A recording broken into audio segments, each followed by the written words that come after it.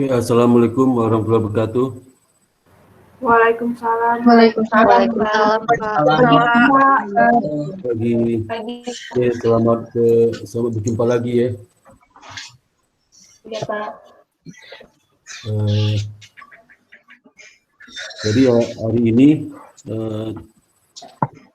hari Rabu ya, tanggal 7 Oktober 2020 jam 8 tepat kita mulai kuliah hari ini ya. Mudah-mudahan Anda sehat semua ya. Saya langsung hari ini kita membahas chapter 8 ya, chapter 9 ya, 9 tentang inventory. Dan kemarin yang kelompok 1 tolong di videonya nggak bisa saya buka gitu. Ya. Nggak bisa dibuka, pas dibuka nggak ada gambarnya ya. Tolong dikirim lagi ya. Kelompok 1 ya. Oke, Pak. Berarti belum bisa, Pak. Ya. Oke, saya akan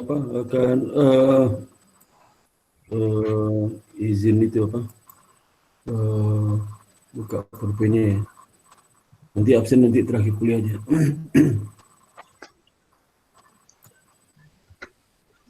Udah kelihatan belum? Sudah, Sudah, Pak. Pak. Sudah, Pak. Udah kelihatan ya? Sudah, Pak.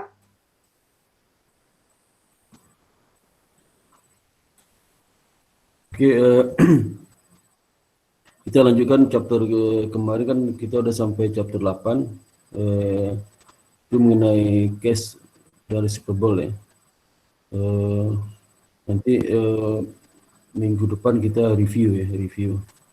Minggu depan kuliah terakhir, jadi nanti tugasnya saya bikin ini chapter 9 berarti chapter 10 ya. Tugas video.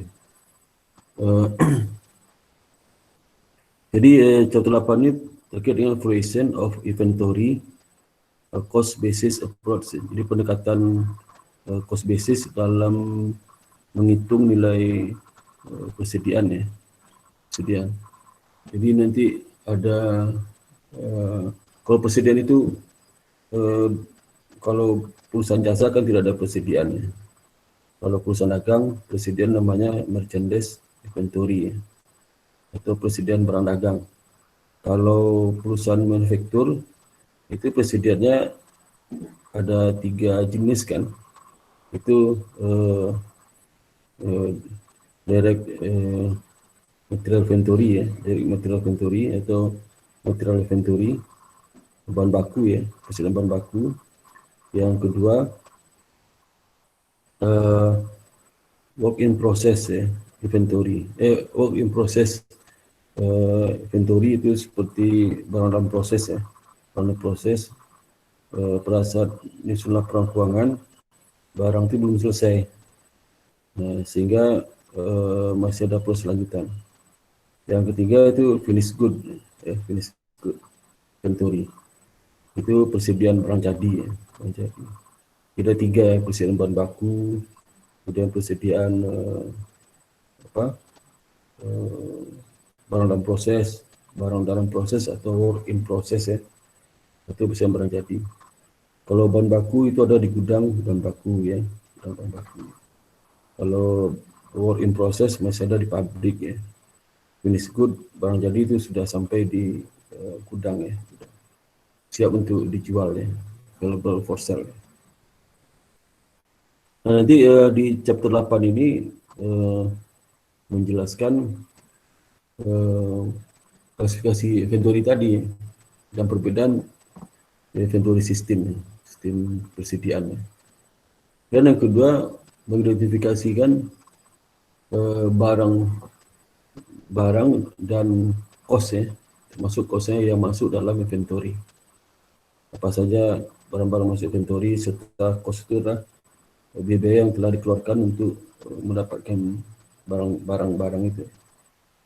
Dan yang ketiga mengcompare ya, membandingkan masing-masing asumsi cost flow ya yang digunakan untuk menghitung inventory. Jadi kita bandingkan kalau menggunakan asumsi cost flow A, hasil gimana, B gimana, C gimana gitu. Dampaknya terhadap income statement dan neraca juga dilihat ya. Yang keempat, menentukan dampak, jadi effect of inventory error. Bagaimana dampak kesalahan pencatatan inventory ya, baik presiden awal atau presiden akhir terhadap financial statement, laporan keuangan, terhadap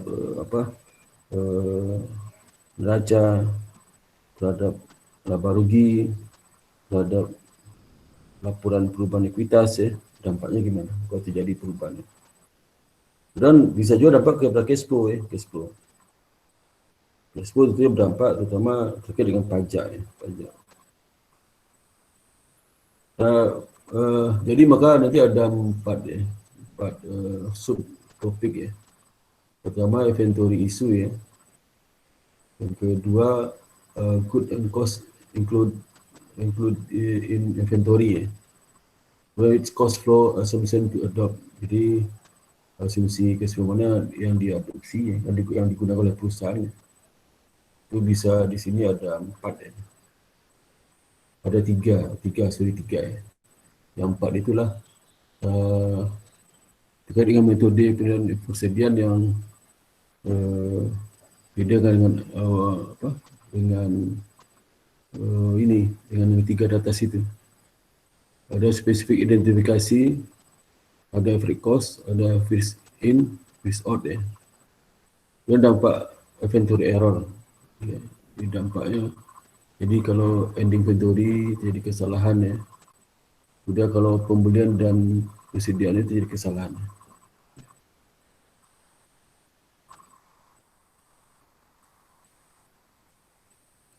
Yang pertama kita lihat isu-isu terkait dengan persediaan ini. Yang pertama klasifikasi ya. Jadi persediaan itu adalah aset ya. Jadi kalau aset berarti dia memenuhi definisi aset ya. Pertama definisi spesifik terkait dengan inventory.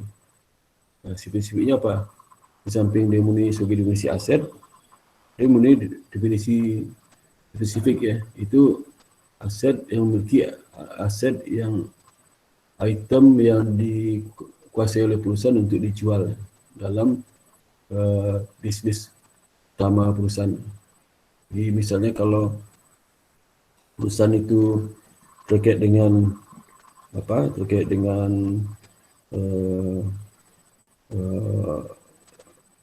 dealer, maka inventory tentu saja mobil dijual itu.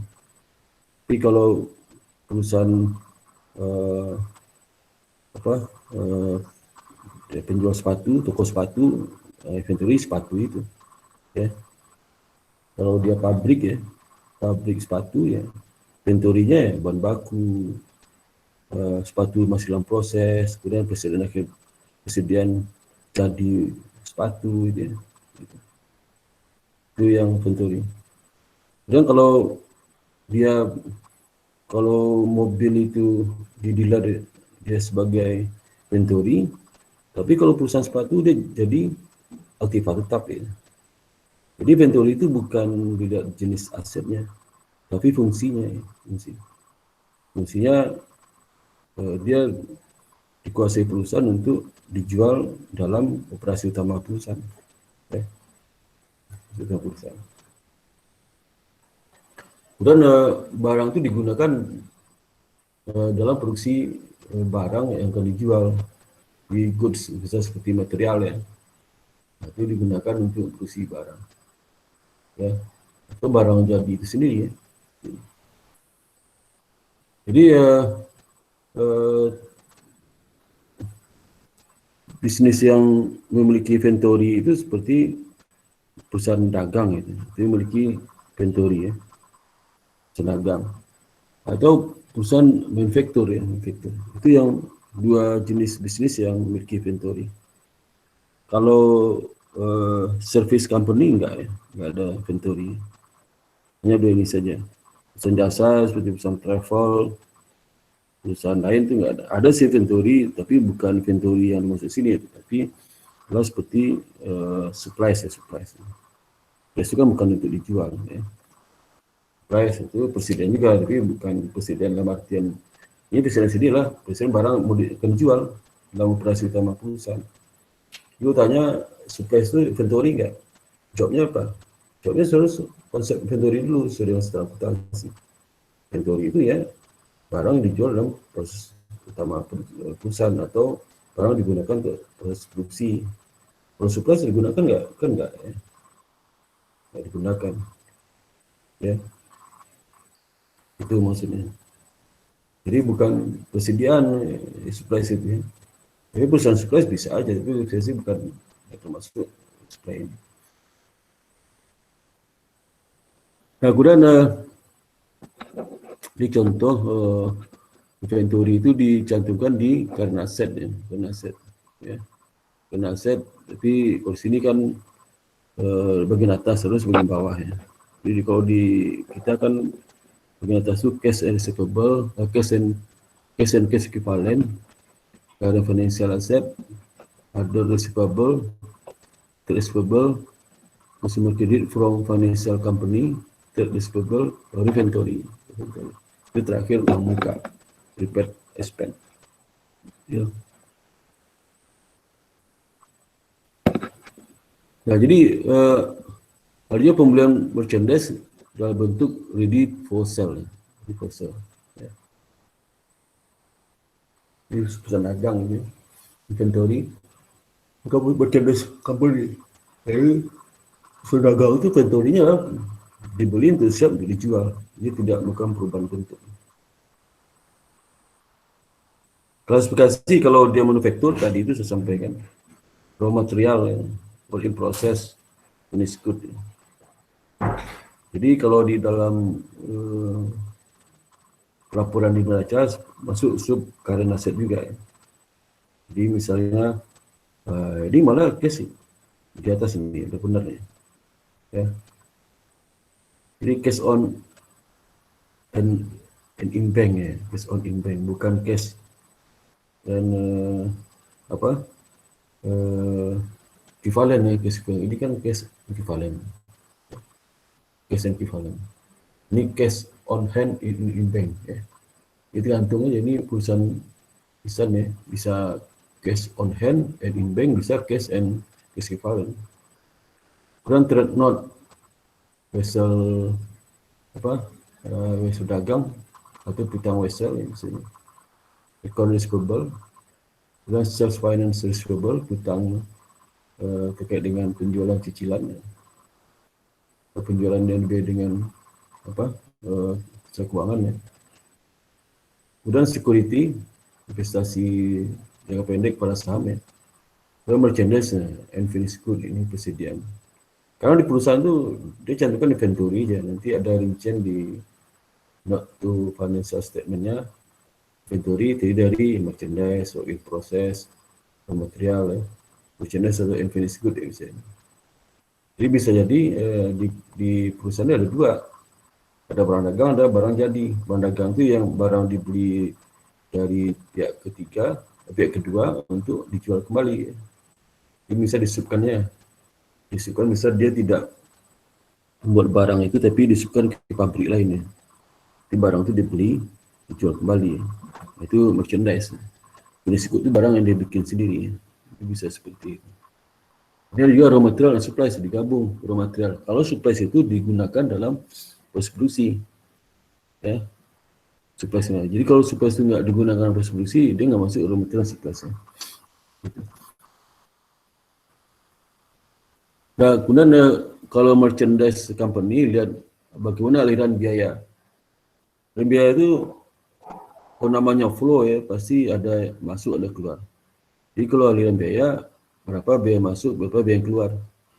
Ya, biaya masuk, biaya keluar. Kalau dia merchandise ya, perusahaan dagang, yang masuk itu adalah terkait dengan pembelian barang dagang. Nah, berapa harga yang dibeli itu namanya cost of good purchase. Itu masuk. Bisa dipakai, saat dijual kan kalau merchandise tidak ada yang dipakai, dijual langsung. Saat dijual, nah harga pokok barang yang dijual itu namanya cost of goods sold. Ya. Cost of goods sold. Ingat ya, barang yang harga pokok dari barang yang dijual itu atau harga beli dari barang dijual tersebut itu cost of goods sold. Misal contoh ya, misalnya dia beli barang 10, berapa harga beli 10 ini? Kalau 10 rupiah per unit berarti 10 kali 10 100. Kemudian dijual 8.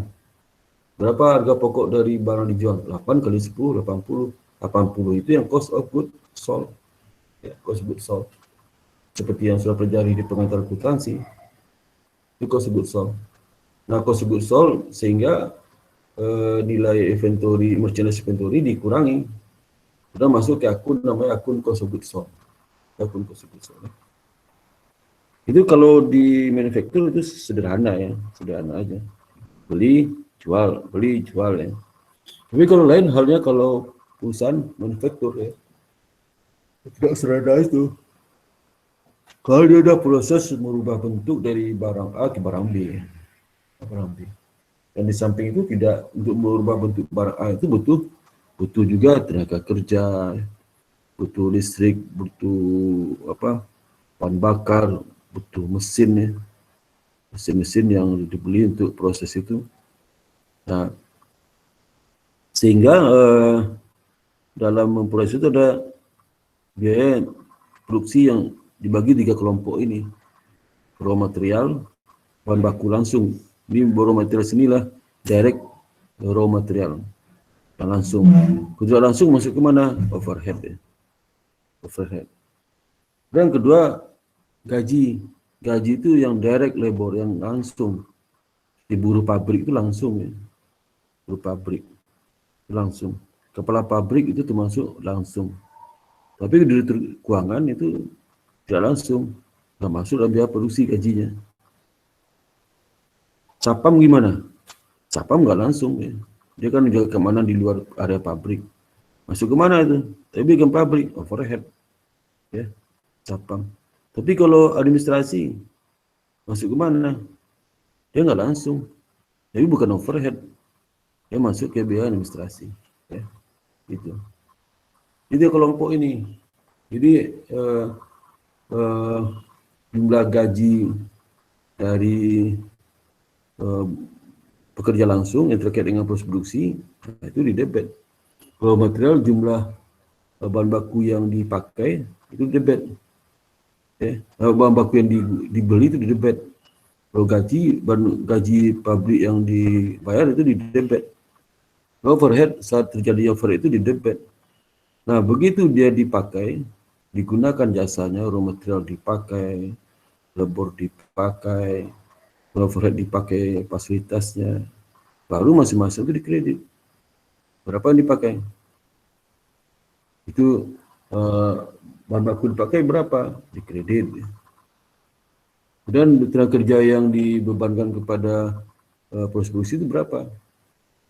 Dikredit. Karena tentu semua labor biaya tenaga kerja itu masuk ke manufacturing company. Bisa juga tenaga kerja, kalau ini labornya labor yang bukan tidak misalkan direct and direct, bisa juga labor sini yang di debitnya yang langsung aja. Overhead yang dibebankan berapa? Biaya produksi. Nah, itu di debit semua. Debit work in process material, debit work in process labor, debit work in process overhead itu. Jadi itu biaya produksi itu yang sumber yang dipakai untuk memproses barang selama satu periode. Nah, pada saat dia dijual, ya, jadi oleh proses saat dia jadi, ya, saat dia jadi belum dijual, jadi itu dikeluarkan dari akun barang proses, dikeluarkan dari pabrik menuju gudang. Nah, proses dari pabrik ke gudang itu kita harus mengkredit or in proses pembukuannya. Dia keluar, dia masuk finish good di pembukuan. Tapi dia sudah berada di gudang, bukan di pabrik lagi. Nah, begitu di debit ya barang jadi. Begitu dia jual, harga pokok produksi dari barang dijual itu namanya cost of goods sold. Di harga pokok produksi dari barang dijual itu cost of goods sold. Kalau barang dagang harga pokok barang dibeli dari yang dijual itu namanya cost of goods sold. Itu bedanya. Lalu biaya. Terus tahu lalu biaya ini. Terus tahu. Ya. Kalau nggak tahu, sampai lulus nggak tahu lalu biaya, berarti bukan akuntansi. Bukan akuntansi. Ya. Akuntansi.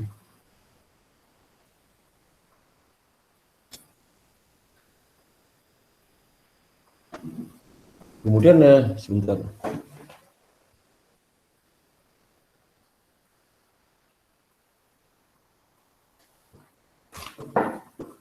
Kemudian kalau bagaimana inventory cost flow ya. Jadi kalau inventory cost flow ya, ini cost of good available for sale ya. Jadi ini harga pokok barang tersedia dijual, cost of good available for sale, tersedia dijual. Jadi pertama persen awal inventory, kemudian tambah dengan cost of good purchase ya. Ini kalau perusahaan dagang ya. Kemudian cost of good available for sale itu ini yang cost masuknya ada harga pokok persen awal, harga pokok dari barang dibeli. Kemudian cost keluar apa? Harga pokok barang dijual kan keluar itu. Kemudian harga pokok dari persediaan akhir. Itu. Jadi kalau dirumuskan formulasinya beginning inventory tambah cost of good purchase sama dengan cost of goods sold tambah ending inventory, atau cost of goods available for sale sama dengan cost of goods sold dibagi dengan ending inventory. Itu ya formulasi. Kalau ditanya berapa cost of goods sold, cost of goods sold sama dengan beginning inventory tambah cost of goods purchase dikurang dengan ending inventory, dan seterusnya. Tanya berapa cost of goods purchase, cost of goods purchase sama dengan cost of goods sold ditambah ending inventory dikurang beginning inventory. Itu caranya ya. Kalau setahu lihat ini ya apapun ditanya, mau tanya beginning inventory, mau tanya cost of goods purchase, ditanya cost of goods sold, ditanya ending inventory, itu berputar-putar dari masalah persamaan terkait inventory cost flow. Persamaan mana beginning tambah cost of goods sold sama dengan cost of goods sold. Beginning tambah cost of goods finishing sama dengan cost of goods sold ditambah dengan ending inventory. Ya. Nah, kemudian inventory cost flow itu ada sistem pencatatan persediaan, melihat aliran biaya itu. Ini bukan aliran biaya, kalau biaya kan tapi sebelum masuk ke inventory cost flow, harus tahu juga bagaimana sistem pencatatan persediaan itu. Sistem pencatatan persediaan itu sebagaimana saya ketahui di pengantar dulu ada dua kan, perpetual system dan product system. Jadi pencatatan persediaan menggunakan perpetual system, dan yang kedua product system. Nah, bagaimana mencatat persediaan kalau menggunakan perpetual system?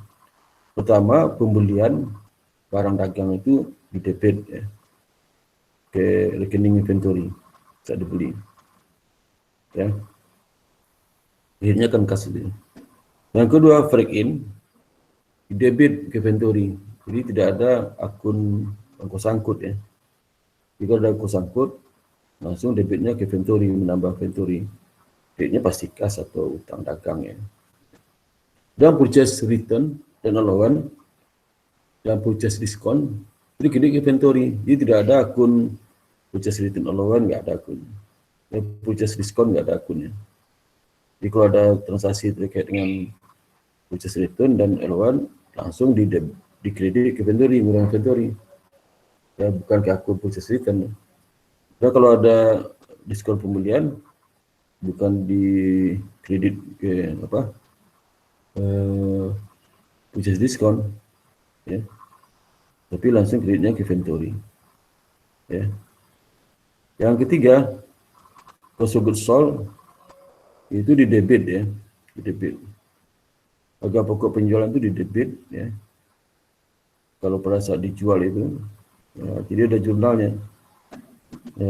Dua jurnal, satu jurnal untuk mencatat penjualan, satu jurnal untuk mengakui adanya harga pokok penjualan.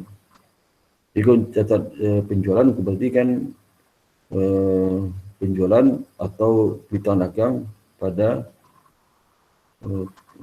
ini inventory, pada sales sales. Itu kalau catat penjualan.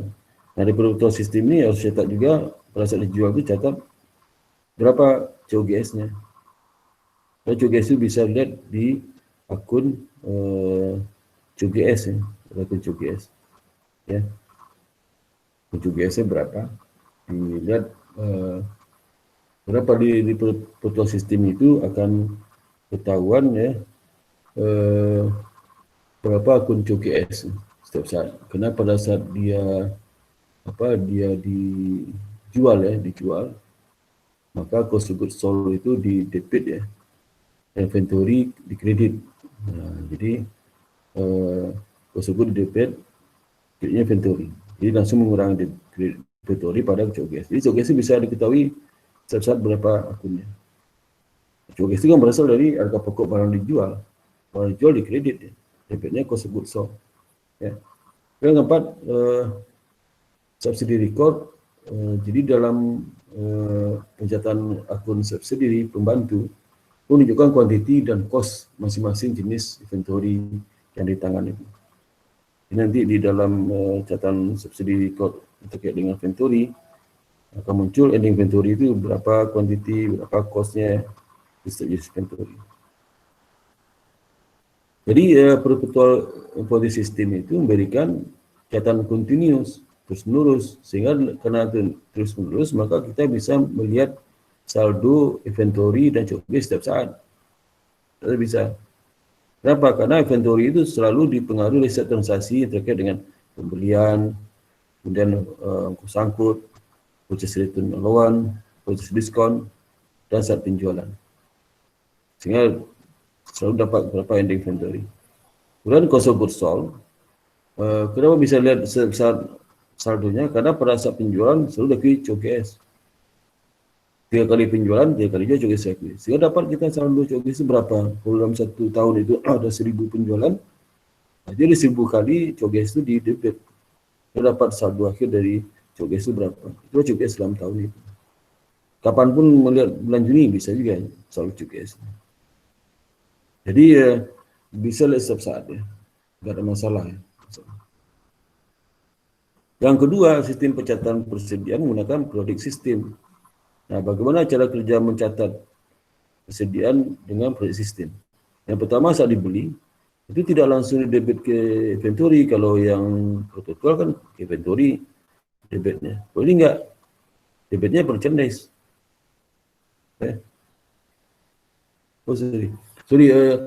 Dia sambil presiden tidak langsung debit ke inventory ya. Tapi di debitnya apa? Purchase debitnya. Jadi bukan ke rekening inventory, tapi rekening purchase. Kalau di perpetual kan rekening inventory debitnya. Sehingga artinya apa? Artinya akun dari inventory itu tidak terpengaruh selama periode pelaporan. Selama periode pelaporan itu sebelum dibikin laporan laba rugi, itu saldo inventory masih saldo awal, karena pada saat pembelian itu dia tidak di debit. Itu juga saat di akhir tahun ya, karena akhir tahun itu di akhir saat penyusunan laporan keuangan, karena akun inventory itu masih mencerminkan saldo awal ya, maka perlu dihitung berapa sih saldo akhirnya. Ya. Dihitung secara fisik ya, physical count. Hitung secara fisik. Berapa saldo akhirnya? Bagaimana cara menghitung saldo akhir dari inventory itu? Cara menghitungnya adalah seperti ini. Ini formulasi harus tahu, ini multiple step dalam menghitung COGS. Ya. COGS nanti kalau sudah itu COGS ini, kalau menghitung inventory juga bisa COGS di atas. Jadi pertama, saldo awal inventory berapa? Kita tambahkan purchase. Purchase, pembelian kan waktu saat dibeli kan nggak masuk ke akun inventory, masuk rekening purchase. Yang netnya, net itu adalah setelah dikurangkan dengan return and allowance ya. Lalu dikurangkan purchase discount. Jadi turnover itu punya akun sendiri, purchase diskon masuk akun sendiri. Nanti dinaikkan ke purchase. Di purchase jadi 800.000. Nah, beginning inventory tambah purchase itulah good available for sale, barang siap dijual. Itu sama dengan ending inventory tambah COGS kan. Jika hitung COGS ya good available for sale dikurang ending inventory. Menghitung ending inventory sama dengan good available for sale dikurang COGS. Ya. Jadi setiap saat kalau kita melihat berapa saldo COGS nggak bisa ketahuan. Ketahuan saat nyusun laporan keuangan aja. Salurkan physical count, hitung secara fisik. Itu berapa? Itu dikali pengalinya itu. Pengali dikali dengan berapa harga pokok per unit. Berapa kos. Kalau dua menghitung fisik, yang ketiga menghitung rupiah. Ya. Nah, kita bisa lihat bagaimana kita bisa bandingkan perpetual dan proyek sistem. Ini contohnya, membandingkan pencatatan perpetual sama sistem produknya. Jadi misalnya perusahaan ini mungkin transaksi selama atau berjalan sebagai berikut. Ada beginning inventory ya, ada 100 unit dikali 6 ya, sama dengan 600 ya.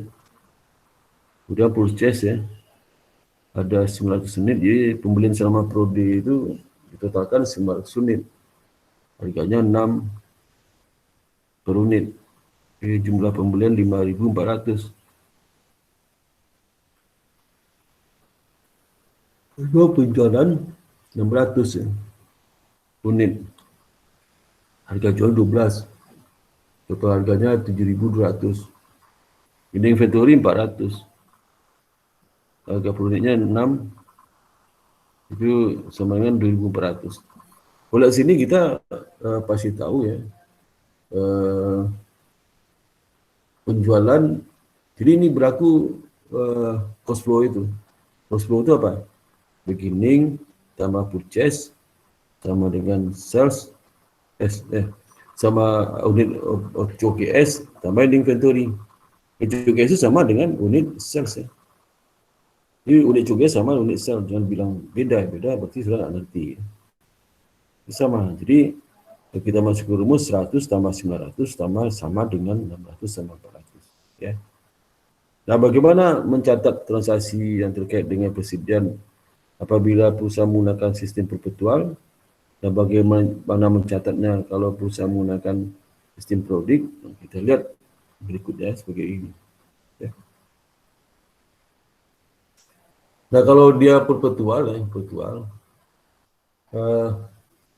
pada saat dia beli ya, itu debit ke inventory, pada akun payable. Nah, pada saat dia jual, ada 2 jurnal. Pertama, jurnal penjualan. Yang kedua, jurnal untuk mengakui harga pokok penjualan dari barang dijual. Nah, dapatnya nih, ya, piutang pada sales revenue 7.200. 7.200 dari mana? Dari sini. Nah, sales 7.200 ya. Kemudian kalau yang COGS dari mana? COGS unitnya berapa dijual? 600 kan. 600 berapa harga pokoknya? Harga pokoknya kebetulan beginning sama pembelian sama 6. Berarti 600 kali 6. 600 kali 6 berarti 3.600 rupiahnya pada inventory. Jadi inventory langsung berkurang. Jadi berarti kan inventory di debit saat dia dibeli ya, di kredit saat dia dijual, COGS itu. Ya. Kemudian pada akhir prode itu tidak ada jurnal yang diperlukan untuk menghitung berapa ending sama ending inventory Pak sama COGS. Kalau sudah ada ending berapa, endingnya di akunnya kan nanti kalau kita sudah posting ke akun inventory, nanti saldo awal berapa? 100 unit, 100 kali 6 berarti 600, ditambah pembelian 5.400, jadi 6.000. 6.000 dikurang dengan saat dijual 3.600, berarti endingnya berapa? 2.400 endingnya, ini gampang. Coges berapa? Coges langsung aja 2.600 karena selama prodi itu coges kan cuma sekali di debit, kredit nggak ada. 3.600 coges, nggak ada perlu jurnal. Tapi kalau prodi informasi sistem kita jurnalnya. Pada saat dia beli, dia nggak langsung ke inventory, ke purchase dulu, ke purchase. Ya.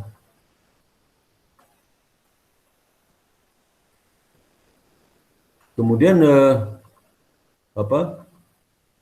saat dijual dia nggak mau catat COGS, harus catat penjualan aja. Sehingga di akhir tahun kita perlu mengadjust inventory itu ending berapa sih, dan berapa COGS yang telah terjadi selama periode berjalan itu. Karena ada penjualan sebanyak 600 unit, berapa COGS-nya. Nah, cara gini, caralah purchase ya. Nah, tadi kan debit tuh, dihapus lagi, dihapus ke kredit. Kemudian inventory awal yang 600 kan itu dihapus dulu, di kredit 600. Kemudian nanti debitnya muncul apa? Ending inventory. Inventory dari mana? Dari 5.400 tambah 600 dikurang 3.600, dapat 2.400. Ya. Itu yang inventory. Inventory itu dari hasil perhitungan CPC ya. COGS dari mana? COGS dari purchase 5.400 tambah 600 dikurang 2.400. Itu dari perhitungan yang tadi ini, perhitungan ini. Perhitungan yang multiple step untuk inventory. Nah, ini kalau produk sistem dihitung beginning berapa, purchase berapa, double proposal berapa. Kenapa ending inventory sebagai penambah? Karena ending inventory muncul dari cek fisik. Cek fisik berapa unitnya dikali dengan pokok pembeliannya dulu. Ya, maka berapa COGS itu? COGS. COGS itu dihitung dari hasil cek fisik. Itu menentukan ending inventory dan boleh COGS. Kalau nggak dihitung cek fisiknya nggak dapat COGS. Nggak dapat. COGS itu dapat tergantung hasil perhitungan berapa hasil cek fisik. Dari ending inventory itu berapa ada di gudang. Oh, di gudang tinggal 30, Pak. Oleh akuntansi lihat 30 itu berapa dia dibeli ya. Nah, di harga belinya dapat ending inventory cost-nya. Nah, di situ baru diperoleh COGS. Di mana COGS itu available proposal dikurang ending inventory. Ya.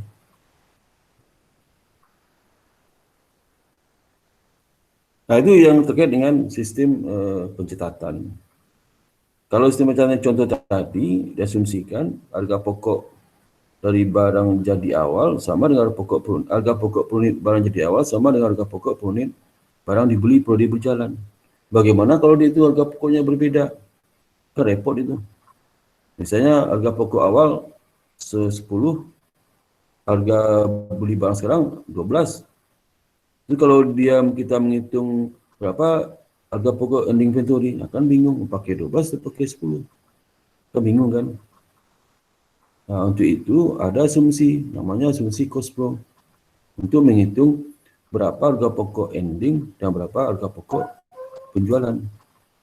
Jadi ingat ya, jadi ada asumsi cost flow yang digunakan untuk menghitung berapa harga pokok ending inventory dan berapa harga pokok dari barang dijual, cost of goods sold.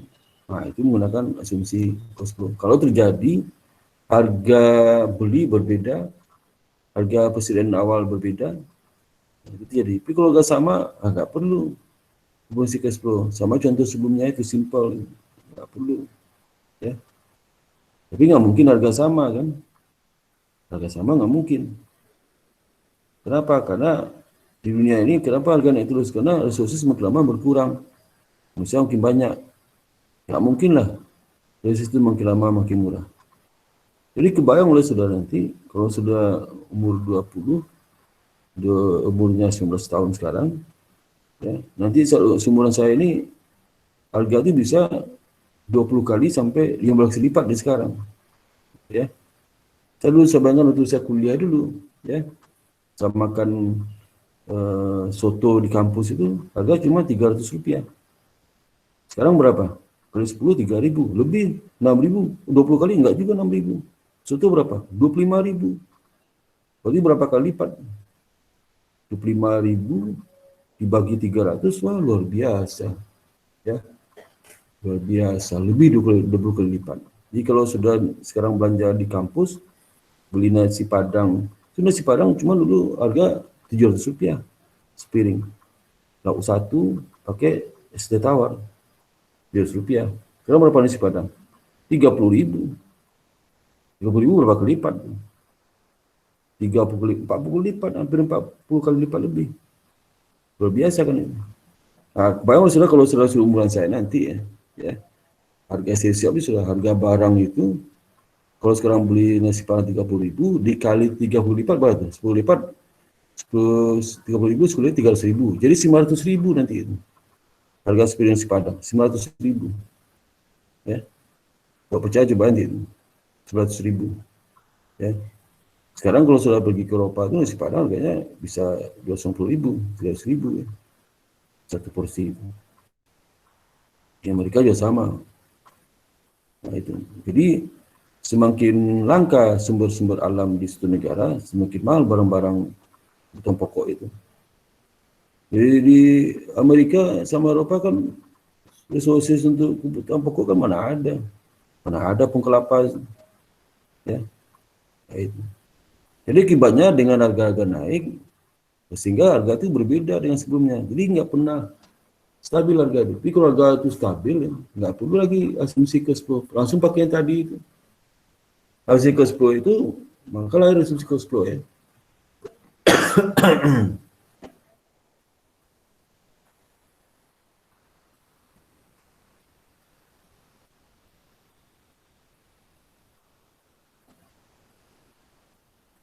Jadi ini contoh sebelumnya ini, contoh sebelumnya. Misalnya asumsi akhir laporan ya.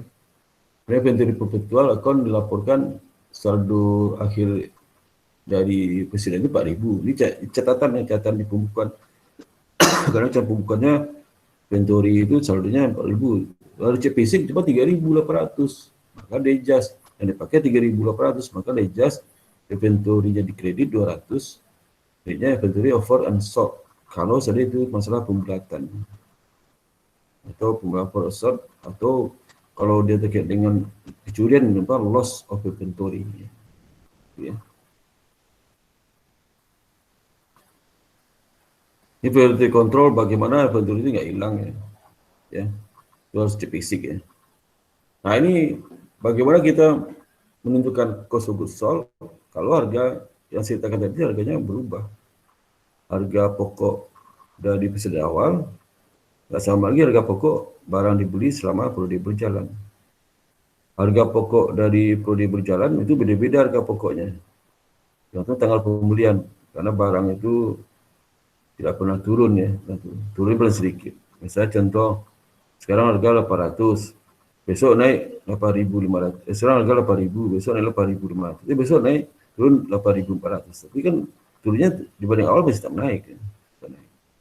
Dia besok naik 8.700, besok turun 8.600. Di awal 8.000 tak naik. Itu pergerakan harga sekarang kan kayak gitu. Ya. Contohkan untuk saya kuliah dulu. Saya kuliah 84. Berapa tahun? 40 tahun, 38 tahun ya sekarang.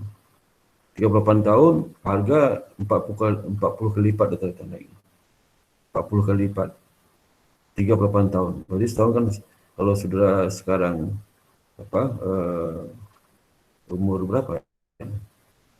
Umur 20, mau 40 nanti harga sudah naik sebanyak 20 kali lipat umur 40.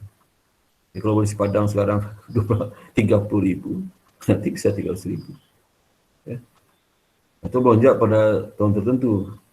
3 tahun pertama pelan, nanti lonjakan ada beberapa tahun tertentu. Karena kelangkaan sumber-sumber alam. Sumber alam. Dan juga yang kedua faktor neraca pembayaran kita. Jadi pembayaran kita negatif itu naikkan harga dalam negeri. Dalam negeri itu pasti. Tingkatnya banyak impor pada ekspor, pasti harga barang naik. Itu pasti itu ilmu ekonomi itu, ekonomi pastilah. Ya. Tahu nggak neraca pembayaran tuh, balance of payment tuh? Halo, tahu nggak? Halo, halo saudara? Halo, tahu nggak neraca pembayaran? Iya, Pak. Tahu nggak? Apa itu neraca pembayaran? Kalau iya apa itu? Tahu Pak? Iya apa? Coba neraca pembayaran apa itu? Coba bilang iya tadi itu. Coba jawab. Halo?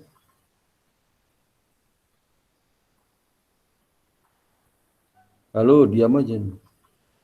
Untuk meringkas transaksi-transaksi, Pak, Wah, itu dalam jangka waktu tertentu salah bos. yang mencakup Salah. pembelian dan penjualan. Komunikasi transaksi salah. Baca lagi deh buku ilmu ekonomi makro ya. Makro baca lagi buku makro neraca pembayaran kok meningkat transaksi ya. Coba baca lagi ya. Pengantar ilmu ekonomi ya ada situ. Neraca pembayaran. Dia berkaitan sama devisa ya Pak? Neraca pembayaran. Neraca pembayaran itu terkait dengan itulah berapa sumber pendapatan sama sumber pengeluaran. Pendapatan diekspor. Apalagi itu pajak ya. Pengeluaran apa? Itu apalagi itu pengeluaran apa? Impor. Itu pembelanjaan, gaji pegawai segala macam ya, pengeluaran proyek. Nah, itu jadi selisihnya kalau seandainya pengeluaran lebih besar pada masukan, defisit ya, gampang lah. Defisit. Kalau yang masuk itu lebih besar pada yang keluar, surplus neraca pembayaran. Ya. Misalnya yang masuk apa? Pajak, lagi itu hasil ekspor, ya. Itu yang perdagangan luar negeri lainnya, ya. Kalau dua itu besar daripada pembiayaan impor sama gaji pegawai PNS segala macam gitu, ya. Ngomong proyek itu, infrastruktur itu, besar masukan, berarti surplus akan mengambil harga stabil, rupiah stabil, ya. Kalau enggak, defisit. Sekarang kita defisit tuh surplus ya, neraca pembayaran kita. Apa yang tahu? Saya tahu ya, tahu lah ya. Saya juga lagi ya. Jadi barang yang termasuk inventory itu perusahaan mengakui inventory dan account payable pada saat dia merupakan aset yang bisa dikendalikan oleh perusahaan. Ya. Jadi ini termasuk itu apa? Good in transit ya, dalam perjalanan ya, itu masuk dalam itu ada pokok inventory. Jadi kalau good in transit tergantung apakah FOB shipping point, apakah FOB destination.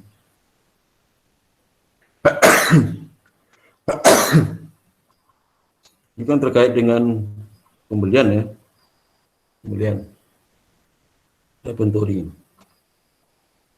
dan penjualan juga ya. Kalau FOB shipping point ya, kalau kita beli barang, kalau shipping point, berarti barang itu kita akui kalau sebenarnya barangnya sudah apa? Sudah datang kan? Sudah datang. Bukan sudah datang. Saat kita pesan, saat barangnya itu di tangan apa? Dikeluar di gudang si penjual, kita udah akui. Itu sebaliknya si penjual akan jadi deposit in transit itu good in transit kalau dia itu beli shipping point itu barang good in transit adalah diakui oleh si pembeli. Good in transit tidak diakui oleh si penjual. Ya. Good in transit. Tapi kalau seandainya FOB destination hak kepemilikan berpindah pada saat barang sudah sampai, maka FOB good in transit diakui oleh penjual, tapi tidak diakui oleh si pembeli. Good in transit dalam perjalanan belum nyampe. Ya. Jadi kalau shipping point kan serah terima itu terjadi pada saat di gudang penjual. Itu in transit milik si pembeli, bukan milik si penjual. Jadi kalau probable destination di mana perpindahan hak kepemilikan setelah terima barang saat sampai, sehingga good in transit milik si penjual, bukan milik si pembeli. Ya. Contohnya. Kemudian juga bagaimana kalau penjualan sales with repurchase agreement. Dijual tapi nanti ada kesepakatan barang akan dibeli lagi oleh si penjualnya. Di sini mungkin nggak ada ya. Gitu. Jadi kalau seandainya barang dijual, nanti akan dibeli kembali oleh si penjual ya.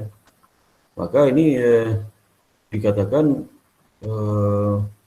persediaan itu sebagai apa, jaminan aja sebenarnya, jaminan dari si penjual kepada si pembeli. Ya. Jadi dia sifatnya parkir sebentar di pembeli, nanti diambil lagi. Ya. Dan penjualan dengan right of return, ada hak untuk mengembalikan. Ya. Kalau dia enggak itu dikembalikan. Kembalikan lagi. Kita beli sepeda 3 bulan nggak dipakai, nggak nyaman, dikembalikan lagi. Tentu saja nanti penjualan lagi pada saat sudah habis masa return. Ya. Kalau masih ada return, belum bisa dikasih penjualan. Nah, bagaimana produk cost-nya ya? Biar harga pokok dia produk itu. Ya. Produk cost itu, cost dari produk itu termasuk harga beli, kemudian juga import duties ya, dan other tax ya, biaya impor, biaya pajak impor, dan transportasi masuk kepada produk cost, handling cost yang terkait dengan perolehan dari barang itu. Ya. Handling cost itu mungkin ya penyimpanan ya, di pelabuhan dan sebagainya, masuk dari biaya produk ya, produk. Siapa nanggung tergantung dari perjanjian ya. Kalau shipping point ya, itu seperti import duties, other tax mungkin ditanggung oleh pembeli. Ya, biaya transportasi ditanggung oleh pembeli. Kalau shipping point ya. Tapi kalau destination ditanggung oleh si penjual. Ya. Handling cost tanggung si penjual. Tapi kalau shipping point ya, ditanggung oleh si pembeli handling cost ya. Product cost itu biaya yang timbul selama periode laporan, tapi tidak berhubungan langsung dengan produksi. Ya, itu product cost. Kalau ini product cost ya, product cost itu biaya yang muncul tapi berhubungan langsung dengan barang dan jasa. Ini product cost. Jadi ada product cost dan product cost. Product cost itu seperti harga pokok penjualan, ya. Harga pokok produksi. Ya. Kalau ini yang product cost seperti beban penjualan, administrasi dan umum ya. Nah, treatment punya diskon ya, tergantung dari itu, dari sistem pencatatannya, pencatatan. Dan juga ini purchase discount itu bisa juga diakui bersih, diakui net ya. Diakui bruto, diakui net. Kita biasanya metode yang dipakai itu gross method, misalnya dipakai perusahaan. Jadi saat dibeli, kita belum mengakui adanya purchase discount, diakui pada saat realisasi. Tapi kalau yang net itu saat dibeli sudah diakui purchase discount. Ya. Kalau gross method diakui pada saat betul-betul ada purchase, ada kita bayar sesuai dengan masa diskon, dapat purchase diskon. Ya. Sehingga comparable pada cash. Jadi cash yang dibayarkan itu sebesar saldo account payable setelah dikurang diskon sebelumnya. Tapi kalau net pada saat dibeli itu sudah diakui diskonnya, karena belum realisasi. Pada saat realisasi diskonnya ya langsung cash pada account payable, account payable-nya. Ini pembayaran account payable pada cash. Kemudian ada selisihnya, nanti sisanya dibayar ya 6.000, padahal account payable-nya saldonya 5.880. Kenapa? Karena ada purchase yang belum digunakan, tidak digunakan di luar diskon. Jadi kalau di keluar diskon, cash yang dibayarkan masih lebih besar pada saldo account payable. Saldo payable sudah motong diskon termasuk yang tidak digunakan. Nah, kalau dia gross, saat di bawah 20 diskon, itu pasti pembayar sama account payable karena belum motong diskon. Jadi kalau naik sudah motong diskon, maka diskon sudah dipotong tapi belum digunakan saat dibayar di luar diskon, jadi namanya purchase discount loss. Nah, sekarang bagaimana cost flow assumption yang digunakan? Jadi sama seperti pengantar. Jadi ingat ya, metode ini untuk menghitung harga pokok persen akhir sama harga pokok penjualannya. Bukan untuk menghitung persen awal sama pembelian, yang salah ya. Ya. Bukan menghitung persen awal sama pembelian, itu persen akhir dan harga pokok penjualan. Ini contoh ya, contoh.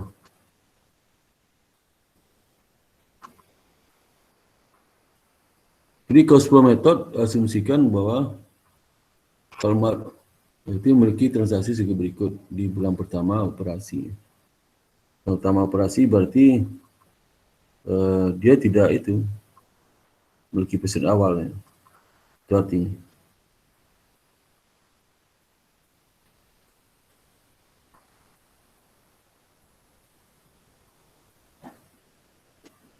Jadi misal tanggal 2 Maret ya, dibeli 2.000 unit ya, harga per unit 4, sehingga saldonya 2.000 unit ya. Tanggal 15 Maret dibeli 6.000 unit lagi, harga beli 4,4, saldo berapa? 6.000 tambah 2.000 bulan sebelumnya 8.000. Kemudian 19 Maret ya, itu dijual 4.000 unit. Sehingga saldo akhir berapa? 8.000 kurang 4.000, 4.000 unit. 30 Maret dijual 2.000. Sehingga saldo akhir unit ini berapa? 4.000 dikurang dibeli. Tanggal 30 Maret dibeli 2.000, jadi saldonya 4.000 tambah 2.000, 6.000. Jadi menghitung persen dijual ya. Ya. Dia bikin inventory.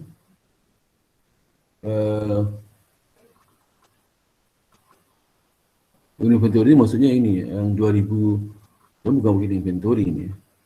Pembelian aja tahun 2 Maret, 11 Maret kan dibeli 2.000. Jadi bikin inventory sebenarnya 0 ya. Ini pembelian itu ada tanggal 2 Maret ya, 200 kali 4 ya. Kemudian inventory pasti nggak ada. Kalau purchase 6.000, purchase baru 15 Maret ya.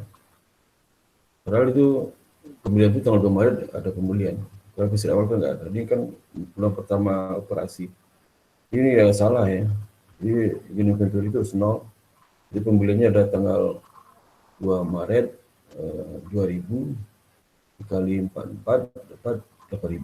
Tempatnya dipindah ke bawah. Kita masuk 15 Maret ya, 15 Maret. Itu 19 berapa nih? Tanggal 15 Maret, bukan. Tanggal 30 Maret ya. Jadi pembelian 2, padahal pembelian 3 itu. Ya. Jadi proposalnya ditambahkan aja. Ya, ini proposal 43.900. Pembelian proposal nggak masalah. Pembelian tambah persen awal ya. Gitu. Ini data cara salah ya. Persen awalnya 0. Nah, berapa harga pokok persen akhir? Berapa coges? Nah, itu kita gunakan metode perhitungan harga pokok. Yang pertama spesifik identifikasi. Jadi metode ini sebenarnya digunakan kalau seandainya kita bisa mengidentifikasikan barang dijual itu mana harga belinya, berapa harga pokok pembelian dulunya, lu tahu. Misal dulu barang A saya beli 10, barang B 20, kejual barang A. Nah, dilihat, oh barang A itu beli dulu 10, udah tahu kan. Tapi kalau banyak bercampur baur, nggak repot. Jadi sistem bagus sih.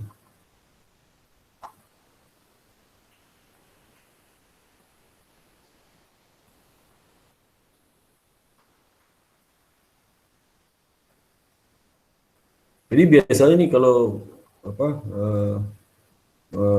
presiden lebih kecil, misalnya dealer mobil itu bisa digunakan. Ya, kecil paling dealer mobil itu persediaan paling 10 unit ya, 5 unit ya, 20 unit paling. Itu kan lebih gampang. Dijual mobil mereka, kita tahu mereka itu dibeli kapan. Karena nggak banyak barang dagang.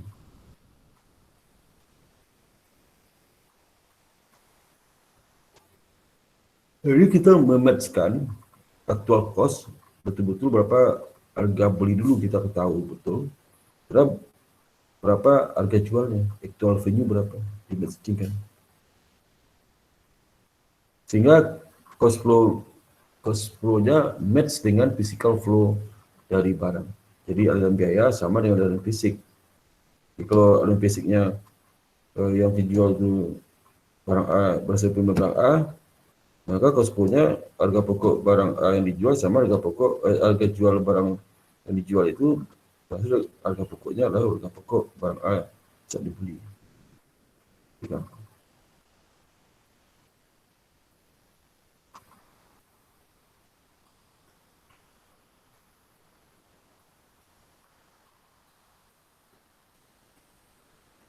Jadi perusahaan bisa melakukan manipulasi dan income. Income itu arti kalau barang yang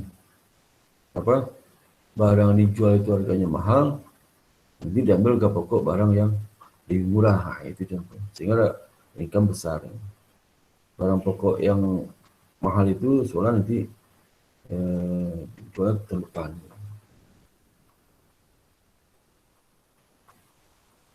Itu sebagai identifikasi. Misal dari contoh sebelumnya itu,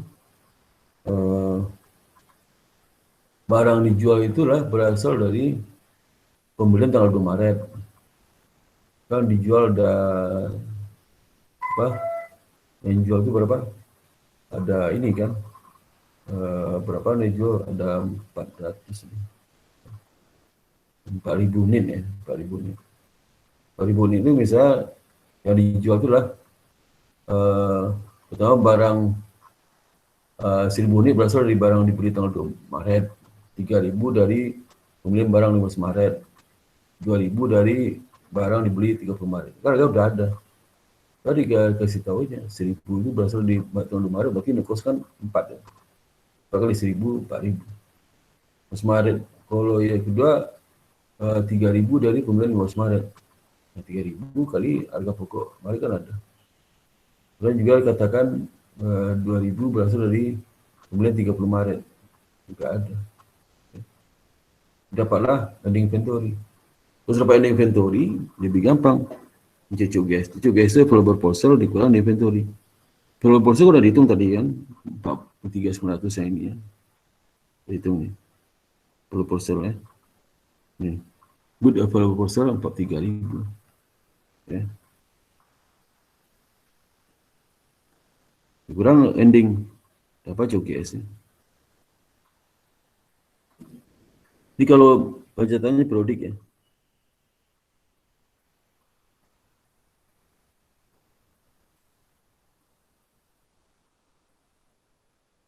Lalu bagaimana pencatannya dengan rata-rata, menggunakan metode rata-rata. Jadi harga item inventory itu berdasarkan basis rata-rata cost ya seluruh barang tersedia dijual selama periode. Jadi cara gimana?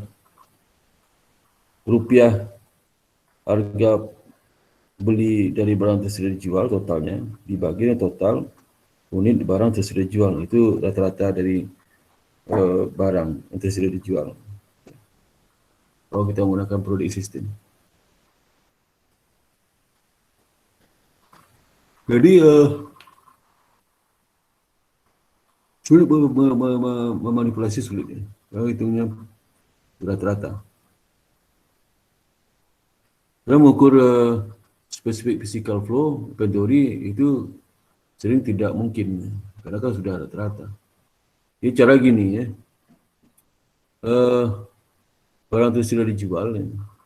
Kan total unitnya 10.000 ya. Total cost-nya dijumlahkan rupiahnya, kemudian 2 Maret, kemudian 15 Maret, dan 30 Maret. Total 3.900. Sehingga rata-rata barang dibeli dari barang sisa dijual tinggal dibagi aja 43.900 bagi 10.000. Ya. Dapatnya 4,3. Kalau ending inventory hasil cek PC 6.000 dan dikali 4,3 dapat 26.340. Ya.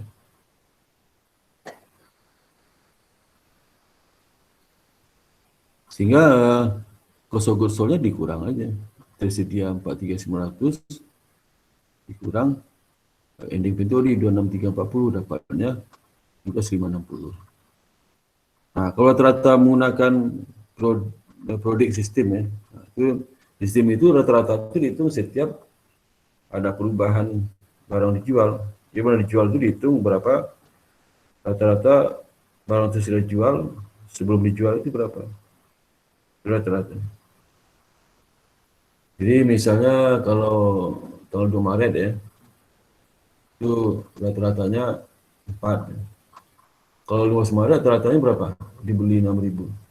Berarti dapatnya 34.400 dibagi 8.000, dapat 4,3. Ya. Di total unit 8.000, total cost-nya 34.400 itu sama dengan 8.000 tambah 26.400 dapat 34.400.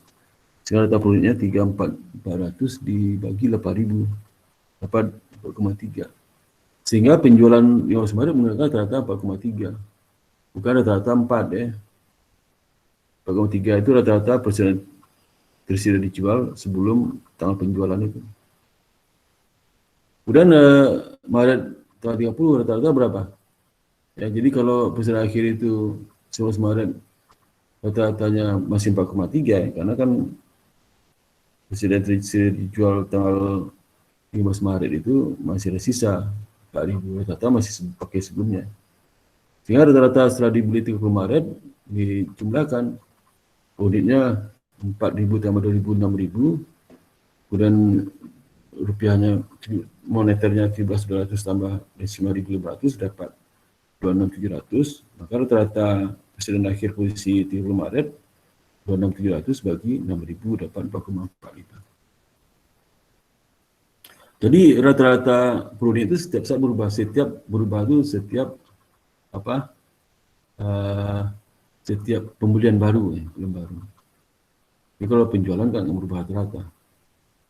Penjualan baru nggak berubah. Jadi setiap pembelian berubah rata-rata karena harga beli lama dengan harga beli sekarang kan berubah.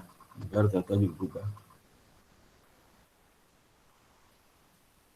Kita lihat kalau dia metode Mapping Average Method langsung kelihatan ya, nggak usah dihitung lagi.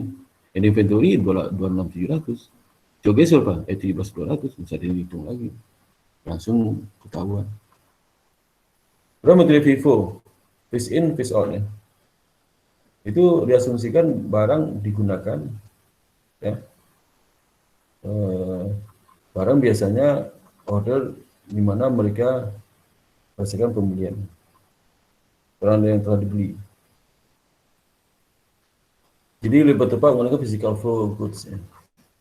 Di barang pertama masuk, pertama dijual. Ya.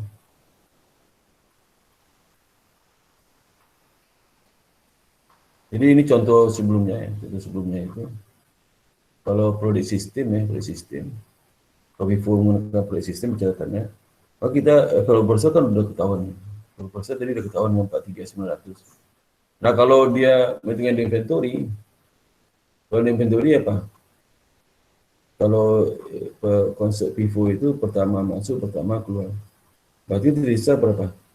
Trisa itu yang terakhir masuk. Terakhir masuk itu yang jadi ending inventory. Kalau pertama masuk udah dijual. Itu endingnya 46.000, maka terakhir masuk mana? Tanggal 30 Maret 2000. Masih lagi 4.000 masuk pembelian terakhir nomor 2 15 Maret 4.000. Karena harga pokoknya ada itu tinggal dikali aja. Harga pokok 30 Maret 4,75, harga pokok 15 Maret 4,4.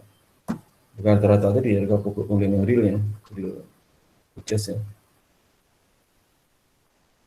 Jadi total cost-nya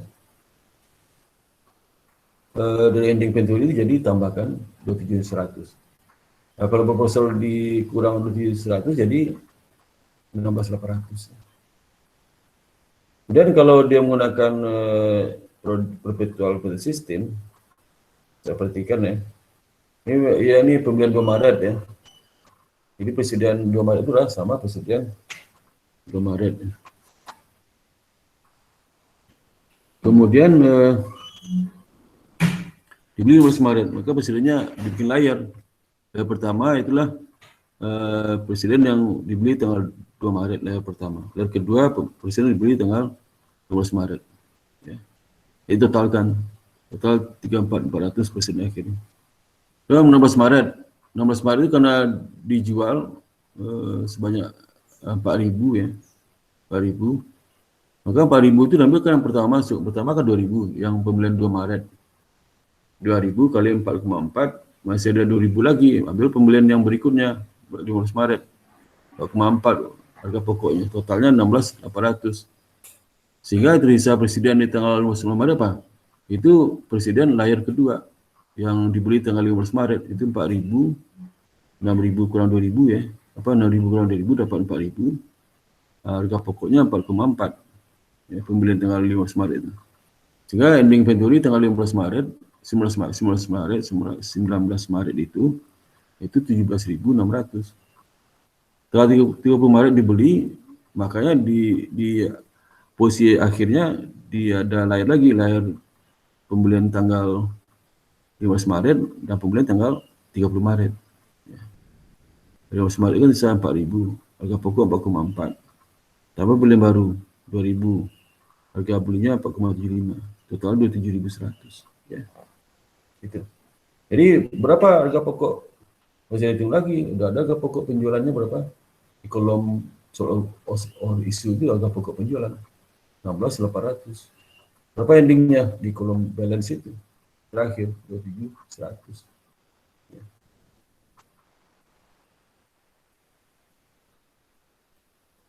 Nah sekarang kalau kita lihat membandingkan di contoh baru ya, contoh baru. Nanti kita membandingkan itu cara kerja menghitung harga pokok ending inventory dan COGS menggunakan metode identifikasi rata-rata dan itu dan FIFO ya, 3.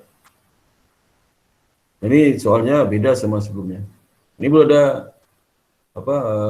beginning inventory ini.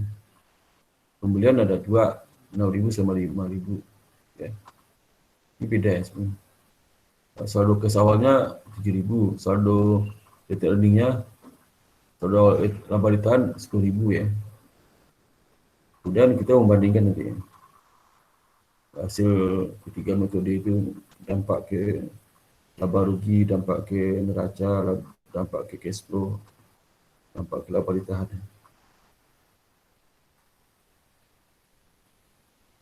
Jadi ini ya, income tax-nya 40%. Seperti yang sebelum 10.000. Nah ini kita perhatikan. Kalau menggunakan rata-rata average cost ya, average cost itu langsung dicari seperti ini. Jadi saya udah ngerti cara rata-rata itu.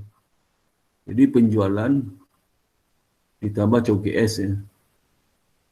COGS penjualan berapa? Penjualannya ini 60.000 nih ada datanya. 60.000, 5.000 kali 12 ya penjualan.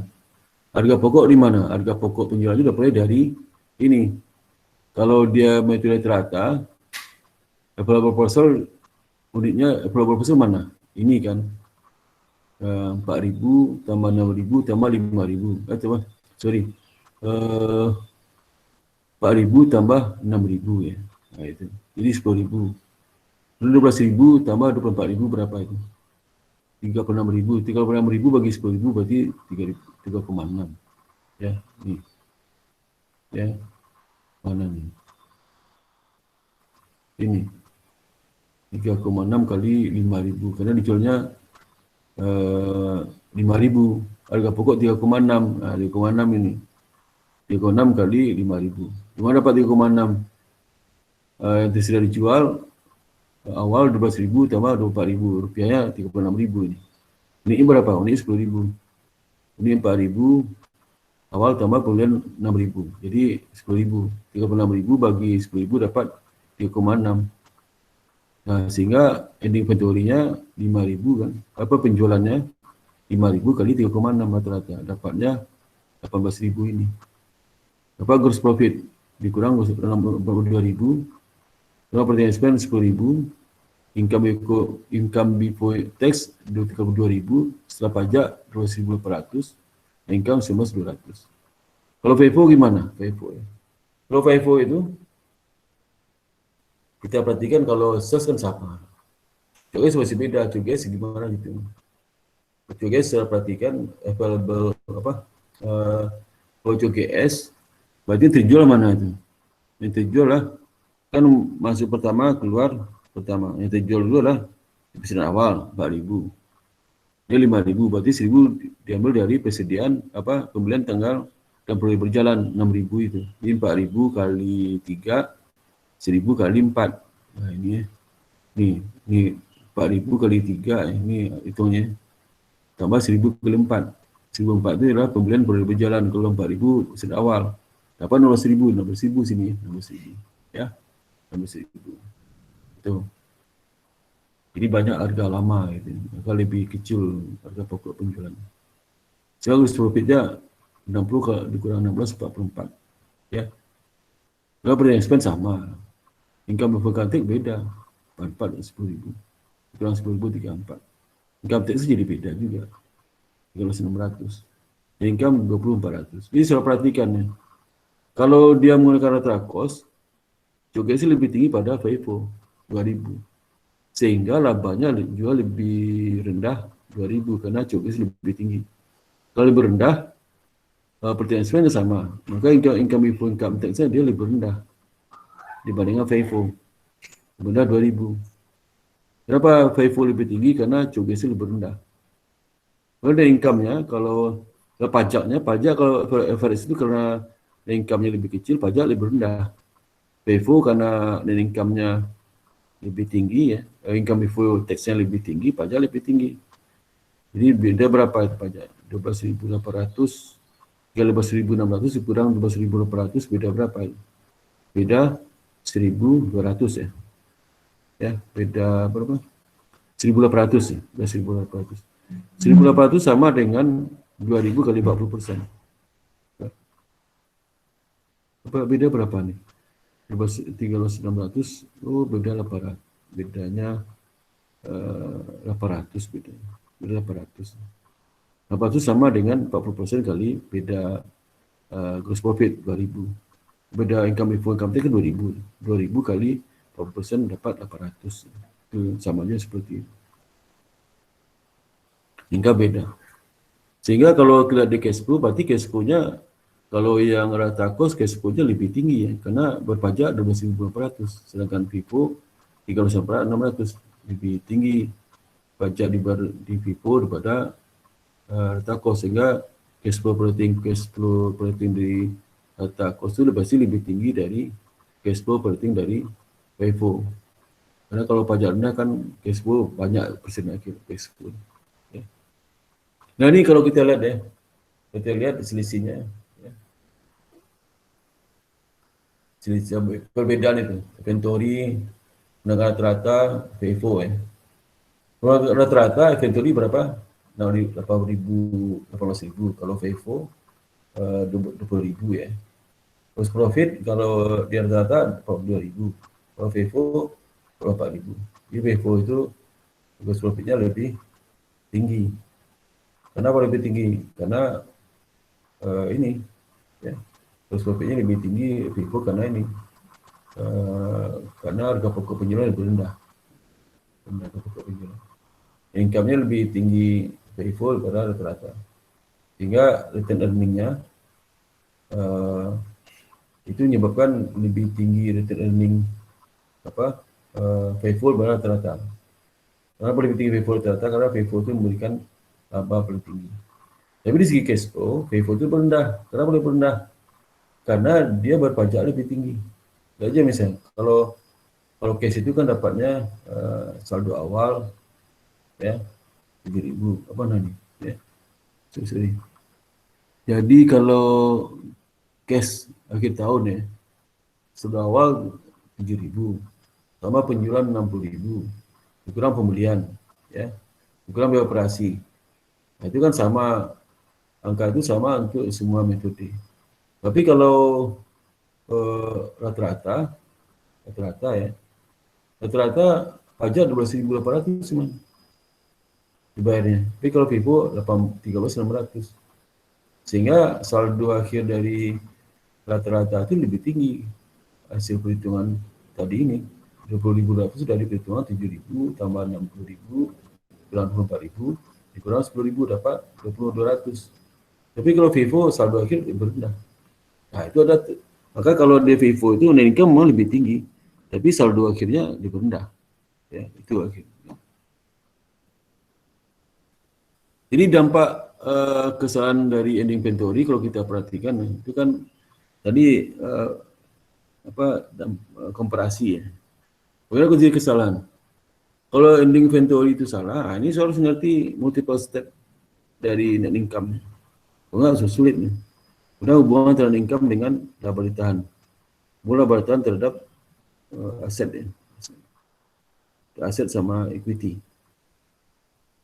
Jadi apa hubungannya net income dengan neraca, kemudian laba ditahan dengan neraca, net income dengan laba ditahan. Itu harus tahu gitu. Jadi kalau inventory akhirnya lebih rendah, inventory akhirnya lebih rendah, berarti kan barang sudah dijual dikurang ending kan tugas lebih tinggi ya. Tugas lebih tinggi overstate nih. Ya. Kalau tugasnya overstate berarti laba lebih rendah. Laba rendah berarti RE-nya pasti lebih rendah. Ya. Kalau ending inventory-nya rendah, berarti aktif lancar juga rendah. Aktif lancar itu kalau kapital. Kalau kapital rendah. Kemudian kalau aktif lancar rendah, kalau rasio kan aktif lancar bagi utang lancar. Berarti kan rasio juga rendah. Itu dampaknya. Ini contoh misalnya bagaimana kesalahan inventory bisa kita buktikan sesuai dengan formulasi yang ini. Nah ini. Ya, ini. Ya. Kita bisa bandingkan hal sini. Berapa pertanyaan sampai di sini? Kalau ada pertanyaan?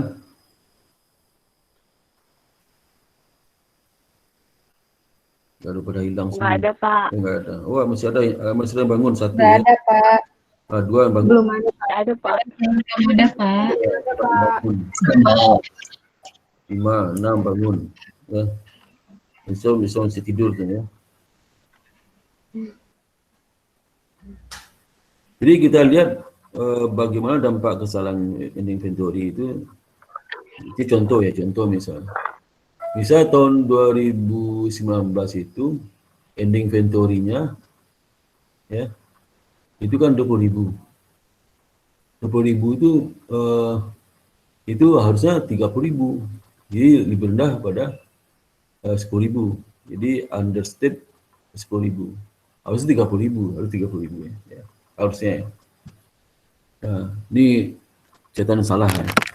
Kemudian COGS-nya jadi berapa? Jadi lebih tinggi kan. Kalau endingnya benar 30.000, berarti COGS 40.000. Ini kan 50.000. Berarti kok COGS lebih tinggi 10.000. Kalau ke gross profit menyebabkan apa? Gross profit kalau COGS-nya 50.000, 70.000 dikurang 50 jadi berapa? Ya. 70 kurang 50. Oh sorry. 100.000 kurang 50, 30.000 ya. Nah harusnya berapa? Harusnya kan coges yang benar itu 40.000. Jadi ke 100.000 dikurang 40.000, 60.000. Jadi cost profitnya harus 60.000. Jadi cost profitnya lebih rendah 10.000. Registrasi SP-nya nggak berdampak ya. Sehingga income-nya lebih rendah 10.000. Harusnya income-nya kan berapa itu? 20.000 kan, 20.000. Ya. Jadi dan income-nya harus 20.000 ya, harus 20.000. Kemudian ya, di tahun berikutnya, yang ending sekarang kan jadi awal tuh, awal. Yang awal, berarti awalnya juga lebih rendah ya, lebih rendah. Harusnya awal lebih tinggi, ini lebih rendah, karena harus awal 30.000. Awalnya lebih rendah 10.000, sehingga available portfolio tersedia lebih rendah 10.000. Ya, lebih rendah 10.000. Ya. Endingnya benar. Berarti cost of goods sold-nya lebih rendah 40.000. Kalau good available sale-nya itu lebih rendah 10.000, maka cogesnya lebih tinggi 10.000 ya. Lebih rendah 10.000 sih, lebih rendah 10.000. Ya. Karena ini kan bikin inventory rendah 10.000. Purchase sama ya, tidak berubah. Ya, barang tersedia jual lebih rendah 10.000. Rendah 10.000 sehingga apa? Cogesnya juga lebih rendah 10.000. Karena kan ya, barang tersedia jual dikurang di inventory benar ya, rendah 10.000. Sehingga assessment 40.000, 20.000. Sehingga kalau coges lebih rendah ya, dikurang revenue, sehingga harusnya kan coges itu nilai berapa? 50 kan? 100 kurang 50 harusnya 50. Ini 60 gross profitnya. Ini lebih tinggi gross profitnya. Kalau lebih tinggi, SP-nya benar, berarti Danika lebih tinggi 10.000. Lebih tinggi 10.000. Ya. Lebih tinggi 10.000. Jadi kita perhatikan ya, total jadi 10.000 tambah 30 kan 30.000 total. Jadi terjadi apa? Pada tahun 2019 net income-nya lebih tinggi 10.000, pada saat 2020 lebih rendah 10.000. Jadi impas. Jadi namanya counter balancing. Jadi 2020 itu udah benar kayaknya. Ya, udah benar. Return earning udah benar. Karena return earning-nya itu nanti saldo udah benar. Saldo rabatan udah benar akhirnya. Ya. Jadi kalau kesalahan diketahui tahun 2021 sudah tutup buku, berarti counter balancing nggak perlu dikoreksi lagi. Karena saldo rabatan udah benar. Jadi 30.000 ya. Tapi kalau kesalahan itu diketahui 2020 belum tutup buku harus dikoreksi ya. Tapi kalau kesalahan itu terjadi tahun 2021 belum dikoreksi ya, sudah tutup buku, maka kesalahan akhir tahun 2019 itu nggak usah dikoreksi. Kenapa? Karena saldo rabatan posisi awal tahun 2021 sudah benar. Ya. Itu artinya. Jadi koreksi ini. Kalau dikoreksi berapa? Akhirnya koreksi itu kalau 2019 kan income jadi 20.000. Income 2020 jadi 10.000. Jadi kan total 30.000. Jadi kesalahan itu terkoreksi dengan otomatis. Kalau seandainya tahun 2020 itu kita baru ketahuan kesalahan tahun 2021 awal sudah buku, otomatisnya terkoreksi ya, karena dampak kesalahan itu net income 2019 rendah 10.000, net income 2020 tinggi 10.000. Nah yang benarnya 2019 itu tinggi 10.000, 20.000, yang 2020 itu 10.000, dia sama aja. Nah, bagaimana kalau terjadi kesalahan pembelian dan inventory? Disebutnya inventory. Jadi kalau inventory-nya understate ya, kemudian purchase-nya understate juga ya, itu ya. Dampaknya ke RE apa?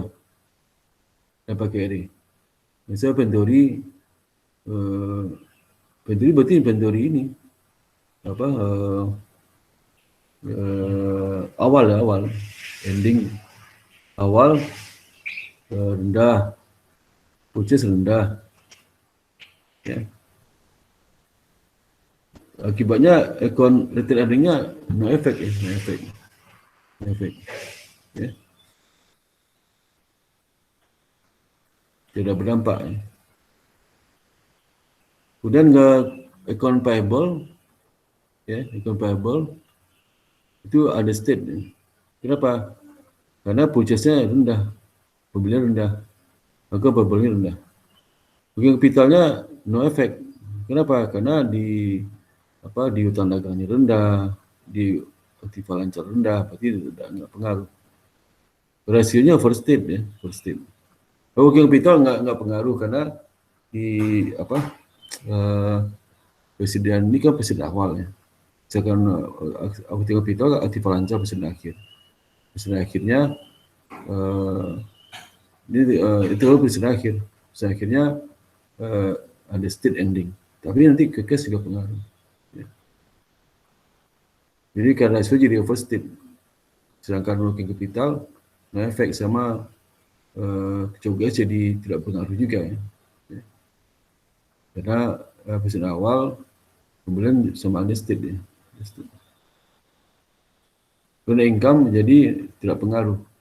Inventory tidak pengaruh.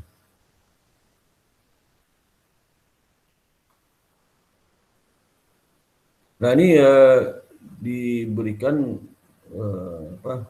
knowledge terkait LIFO. Meskipun LIFO itu tidak digunakan di setelah akuntansi, tapi harus tahu ngitungnya LIFO itu. Sebetulnya nanti itu akan dipakai. Ya. Okay. Ya.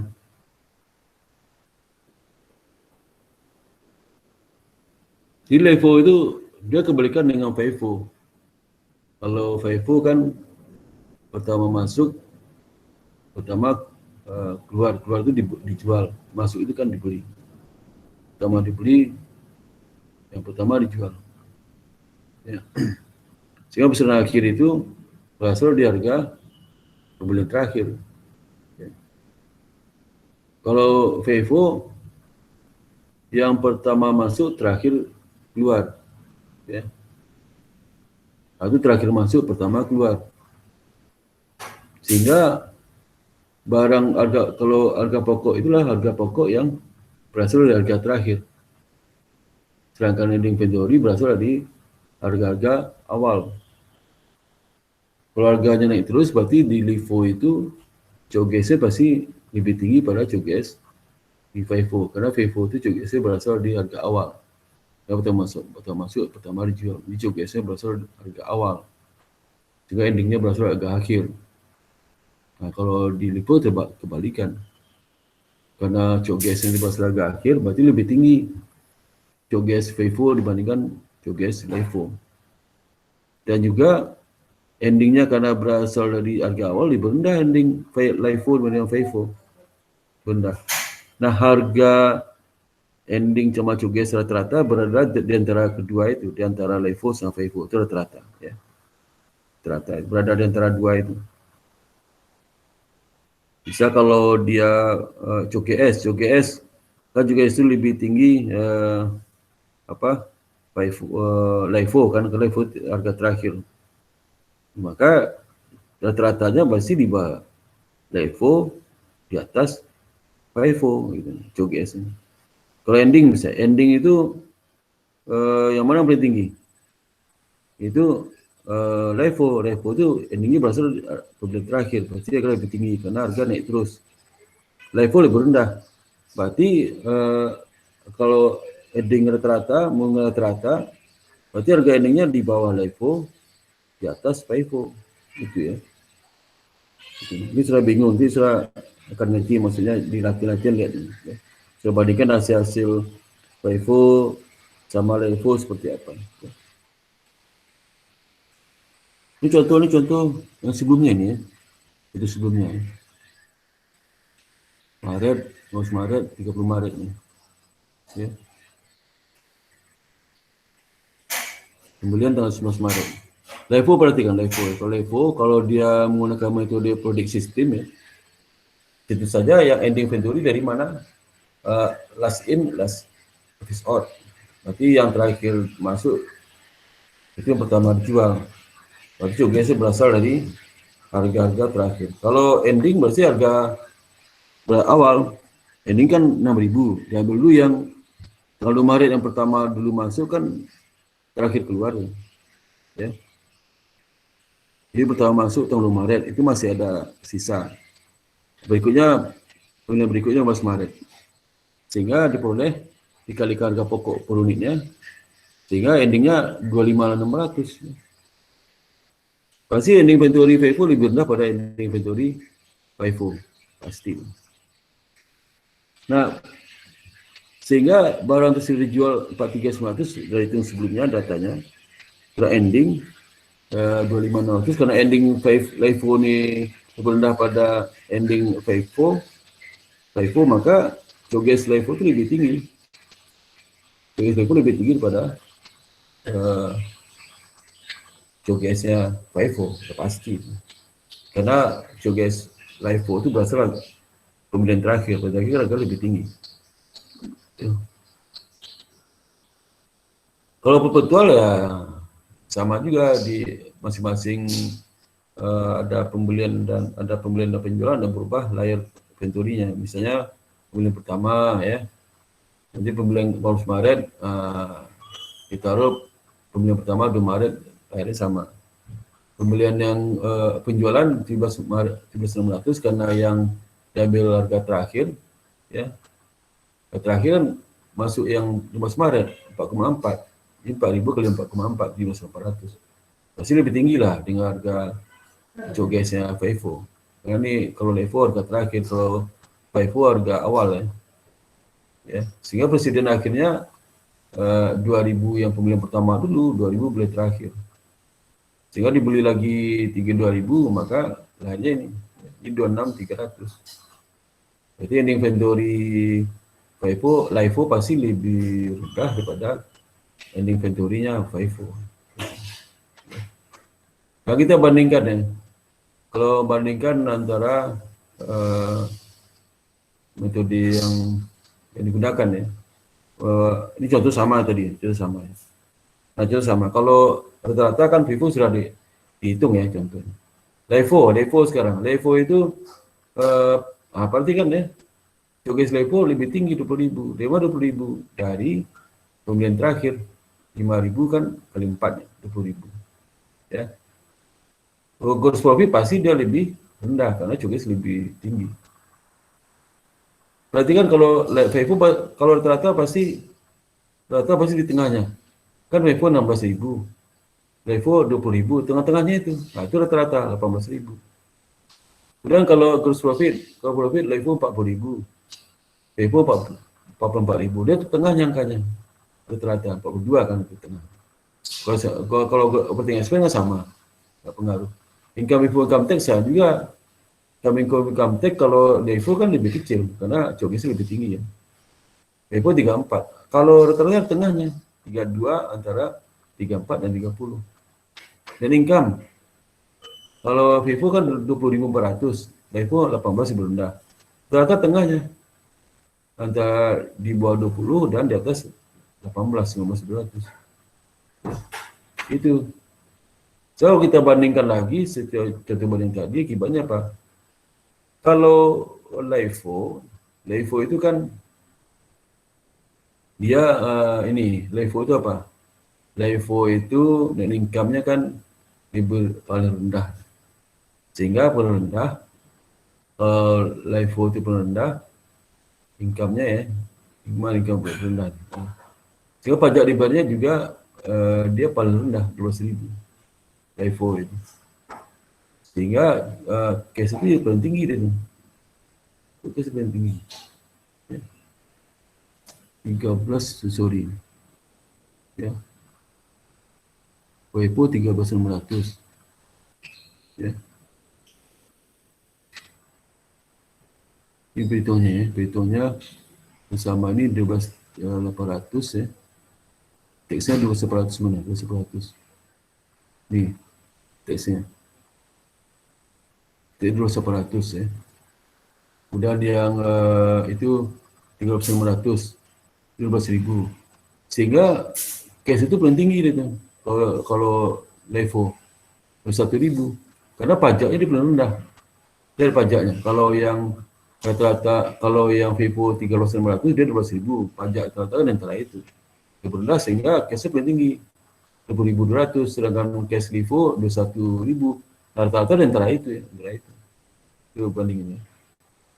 Oke, nanti ini soal nanti minggu depan saya bahas ya. Soalnya nanti saya bahas minggu depan.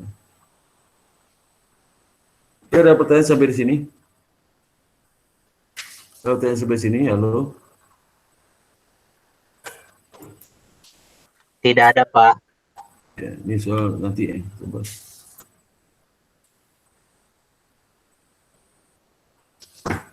Ini masuk sini.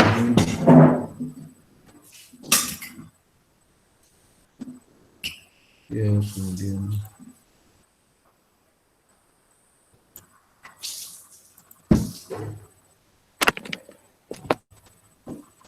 Oke, ada pertanyaan sampai sini. Halo? Ada pertanyaan? Saya sudah ngerti kan bagaimana perbedaan menghitung harga pokok ending inventory sama COGS kalau menggunakan rata sama FIFO ya, FIFO. Kalau ada kesalahan dampaknya ke net income, ke neraca, sama laba ditahan ya, sudah tahu dampaknya. Dan kalau kita masukkan LIFO nanti tahu lagi ya, beda LIFO sama FIFO. Rata-rata itu angka di antara angka FIFO sama LIFO, selalu gitu ya. Ya. Jadi kalau dia FIFO, FIFO pertama masuk pertama keluar, sehingga COGS pasti lebih rendah pada LIFO.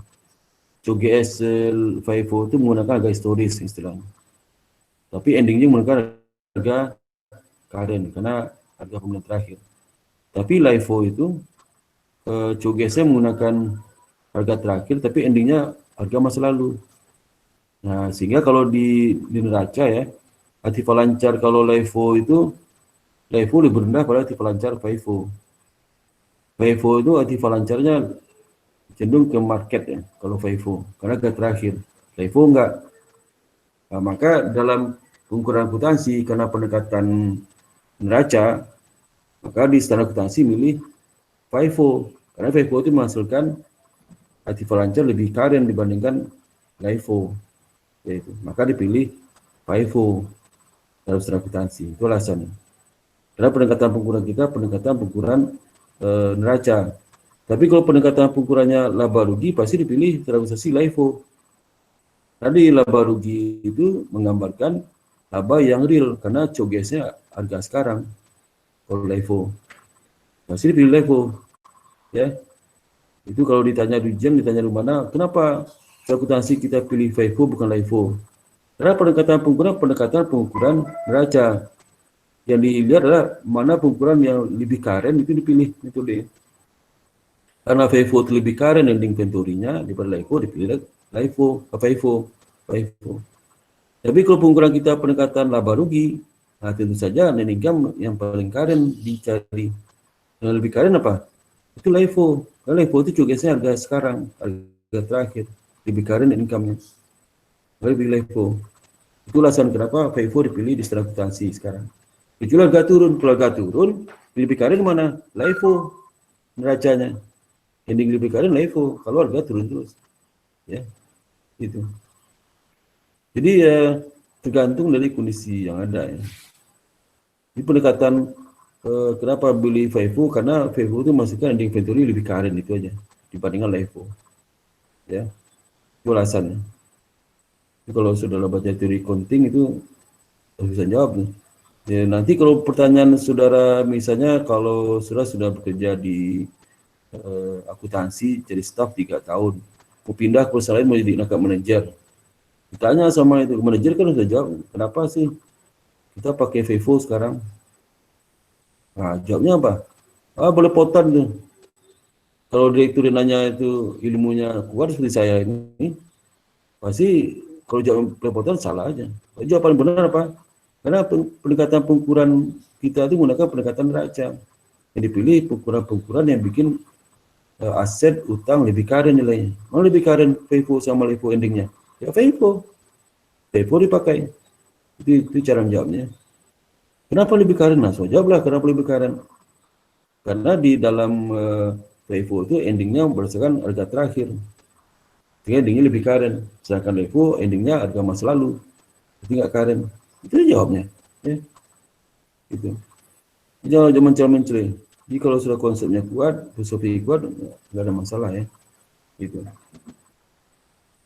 Jadi kalau seandainya calon D3, ketika mencela-mencela dipilih yang menarik mungkin itu. Ya. Kalau ada 3 mencela-mencela jawabnya, dipilih yang menarik. Mana disupport. Tapi kalau D3 itu jawaban yang bagus, meskipun nggak menarik, tetap dipilih yang nggak menarik itu. Jadi mencari reputasi. Tapi kalau 3 mencela-mencela jawabnya, ada lagi calon lain. Di saldo mungkin nggak terima satu pun, diterima yang menarik. Naik penampilan ya, terus mau kerjasama ya, mungkin itu. Tapi kalau ada jawaban yang bagus ya, nanti biasanya itu terima ya. Bisa jawaban bagus, biasa kalau bagus ya kelihatan orang pintar bisa kerjasama, kelihatan dari ngomongnya, dari wawancara kelihatan. Ya. Ya tidak ego ya, tidak ego, mau berbagi, mau menerima pendapat orang lain ya. Nah, itu kesimpulannya bukan kesimpulan diri sendiri, kesimpulan bersama, itu teamwork yang bagus ya. Bisa dilihat dari hasil-hasil wawancara itu kelihatan. Dan juga pengalaman menanya orang calon-calon pegawai itu sama seperti itu. Jangankan itu, baru masuk kita udah tahu anak ini ego apa enggak, udah tahu. Feeling kita bicara ya. Orang ego itu beda penampilan sama orang punya kerjasama, beda. Gestur tubuhnya beda. Orang sombong sama orang sombong beda gestur tubuh. Jadi begitu sudah masuk di ruangan itu kita udah tahu ini kalau lulus nanti. Baru cepat aja tanya. Ya. Bisa cepat bisa lambat. Ya, itu. Itu sekarang saya coba itu absen ya sebentar ya. Buka videonya ya. Iya, Pak.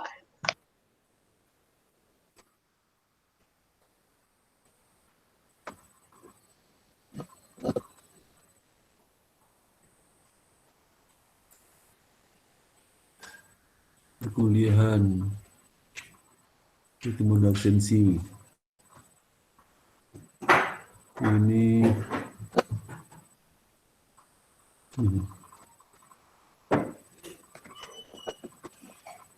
nggak muncul. Bentar ya. Lagi.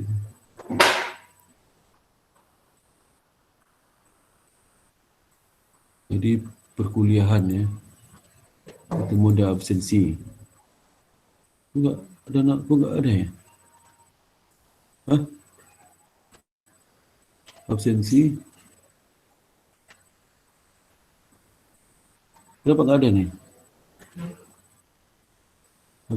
Absensi.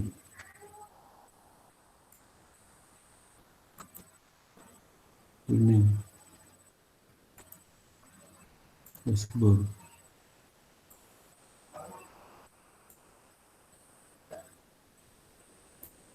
Kenapa enggak ada nih?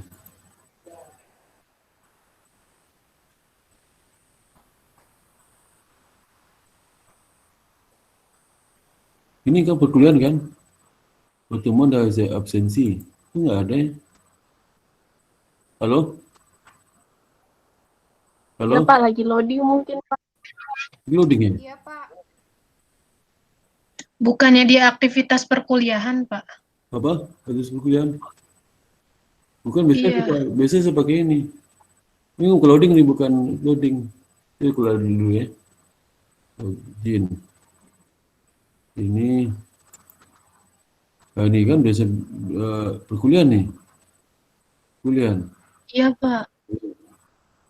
Oh, aktif sekolah lagi. Aktif sekolah enggak juga ada nih. Oh, kayaknya kampusnya loading deh, Pak. Biasanya kan langsung muncul.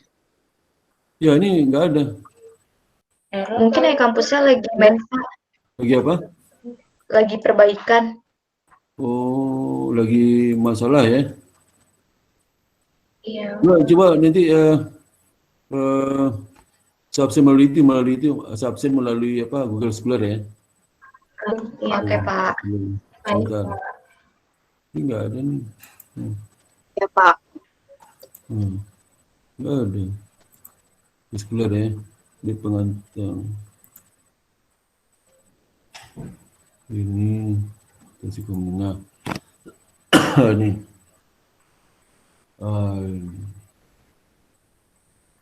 Berapa orang hadir Ciman? Coba Rudi ada. Rudi ada? Hadir, Pak. Hadir.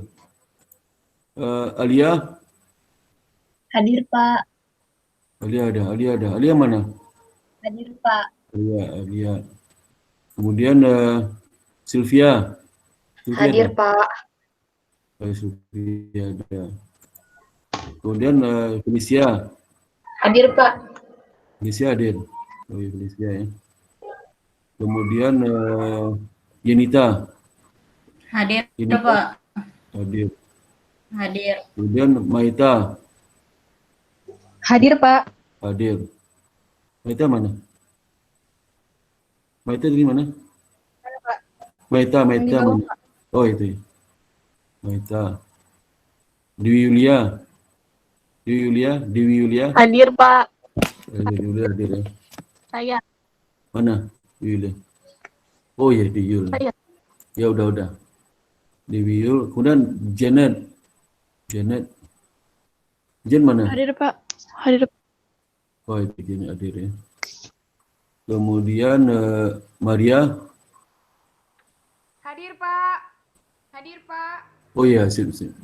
Maria. Kemudian Rosa. Hadir, Pak. Rosa hadir ya. Yang love, Pak. Iya. Hadir. Muhammad. Hadir, Pak. Mana? Muhammad. Oh iya. Ya, saya, Pak. Halo.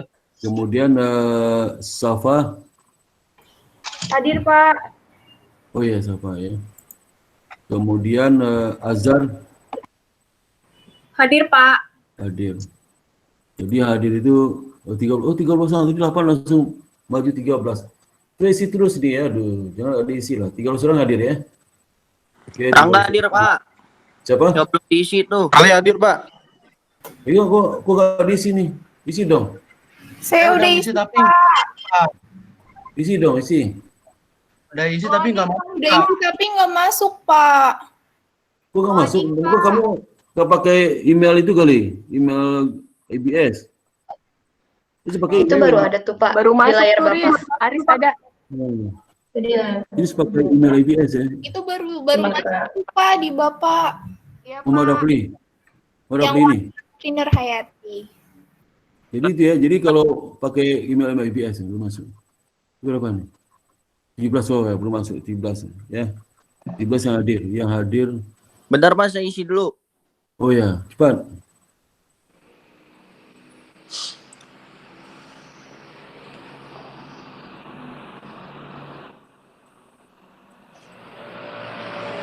Ada 18 hadir ya.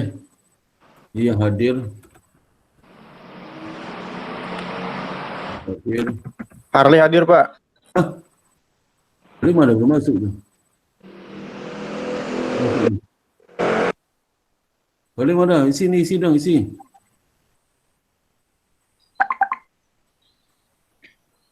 Ini 19. Udah, Pak. Sudah 19 sudah. Jadi yang hadir mana? Yang hadir 19 orang ya, 19 orang. Nah. Pertanyaan Ustaz. Bisa itu.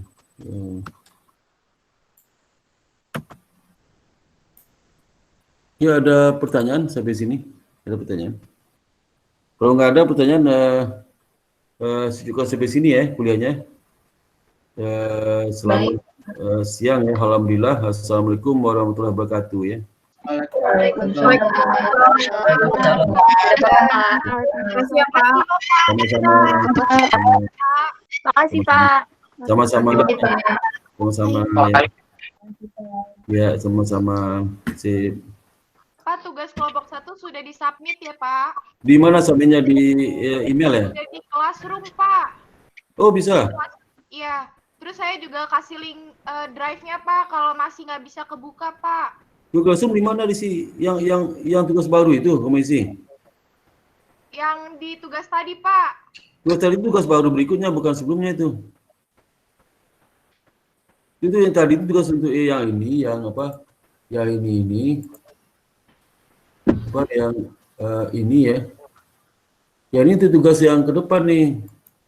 Bukan Pak, di chapter 8 saya isinya Pak. Oh jadi oh ya, oh bisa masuk ya? Iya Pak, sudah saya isi Pak. Saya dulu. Mana tuh?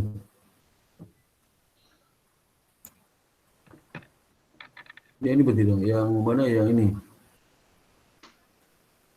Yang ini ya? Iya Pak. Yang mana? Yang Maria Angelika Pak. Yang kedua di atas Pak. Masih di bagian atas, Pak. Ya Ini? itu Pak, ya. Nah, itu. Oh, bisa ya, walaupun udah lewat waktu bisa. Udah lewat waktu tuh. Kan tanggal jam 12 malam ini Pak, deadline-nya Pak. Oh ya, saya keliru ngasih. Saya keliru harusnya Selasa harusnya. Rabu ya. Oh iya, iya. Coba saya lihat deh. Kalau masih belum bisa terbuka, sudah saya Ini saya buka nih. Ini saya buka, kamu cek aja, kita cek sama nih, bisa nggak? Oh ini udah MP Pro-nya udah ada, tadi itu nggak ada MP Pro-nya. Coba saya buka ya. Bisa nggak tuh? Ini jalan, ini bisa nih kayaknya, bisa. Ya. Bisa ya. Ini kan? Iya Pak, betul Ini ya? Pak. Iya Pak, udah Pak, jangan ditonton Pak. Malu Udah, Pak. jangan putar ya, udah. Terlalu penting Pak. Udah, kalau nggak ada lagi, oke, kalau ada lagi sampai sini ya kuliahnya ya. Iya Iya, Pak, Pak. makasih. Oke, terima kasih ya. Assalamualaikum. Ya, ya, sama-sama. Waalaikumsalam. Makasih Pak. Sama-sama. Terima kasih ya Pak. Assalamualaikum. Waalaikumsalam warahmatullahi wabarakatuh. Izin live ya, Pak. Tidak selalu ya. Bapak chat Ya, Bapak juga ya Pak. Selalu ya. Ya, terima kasih sama-sama. Ya, sama-sama. Ya.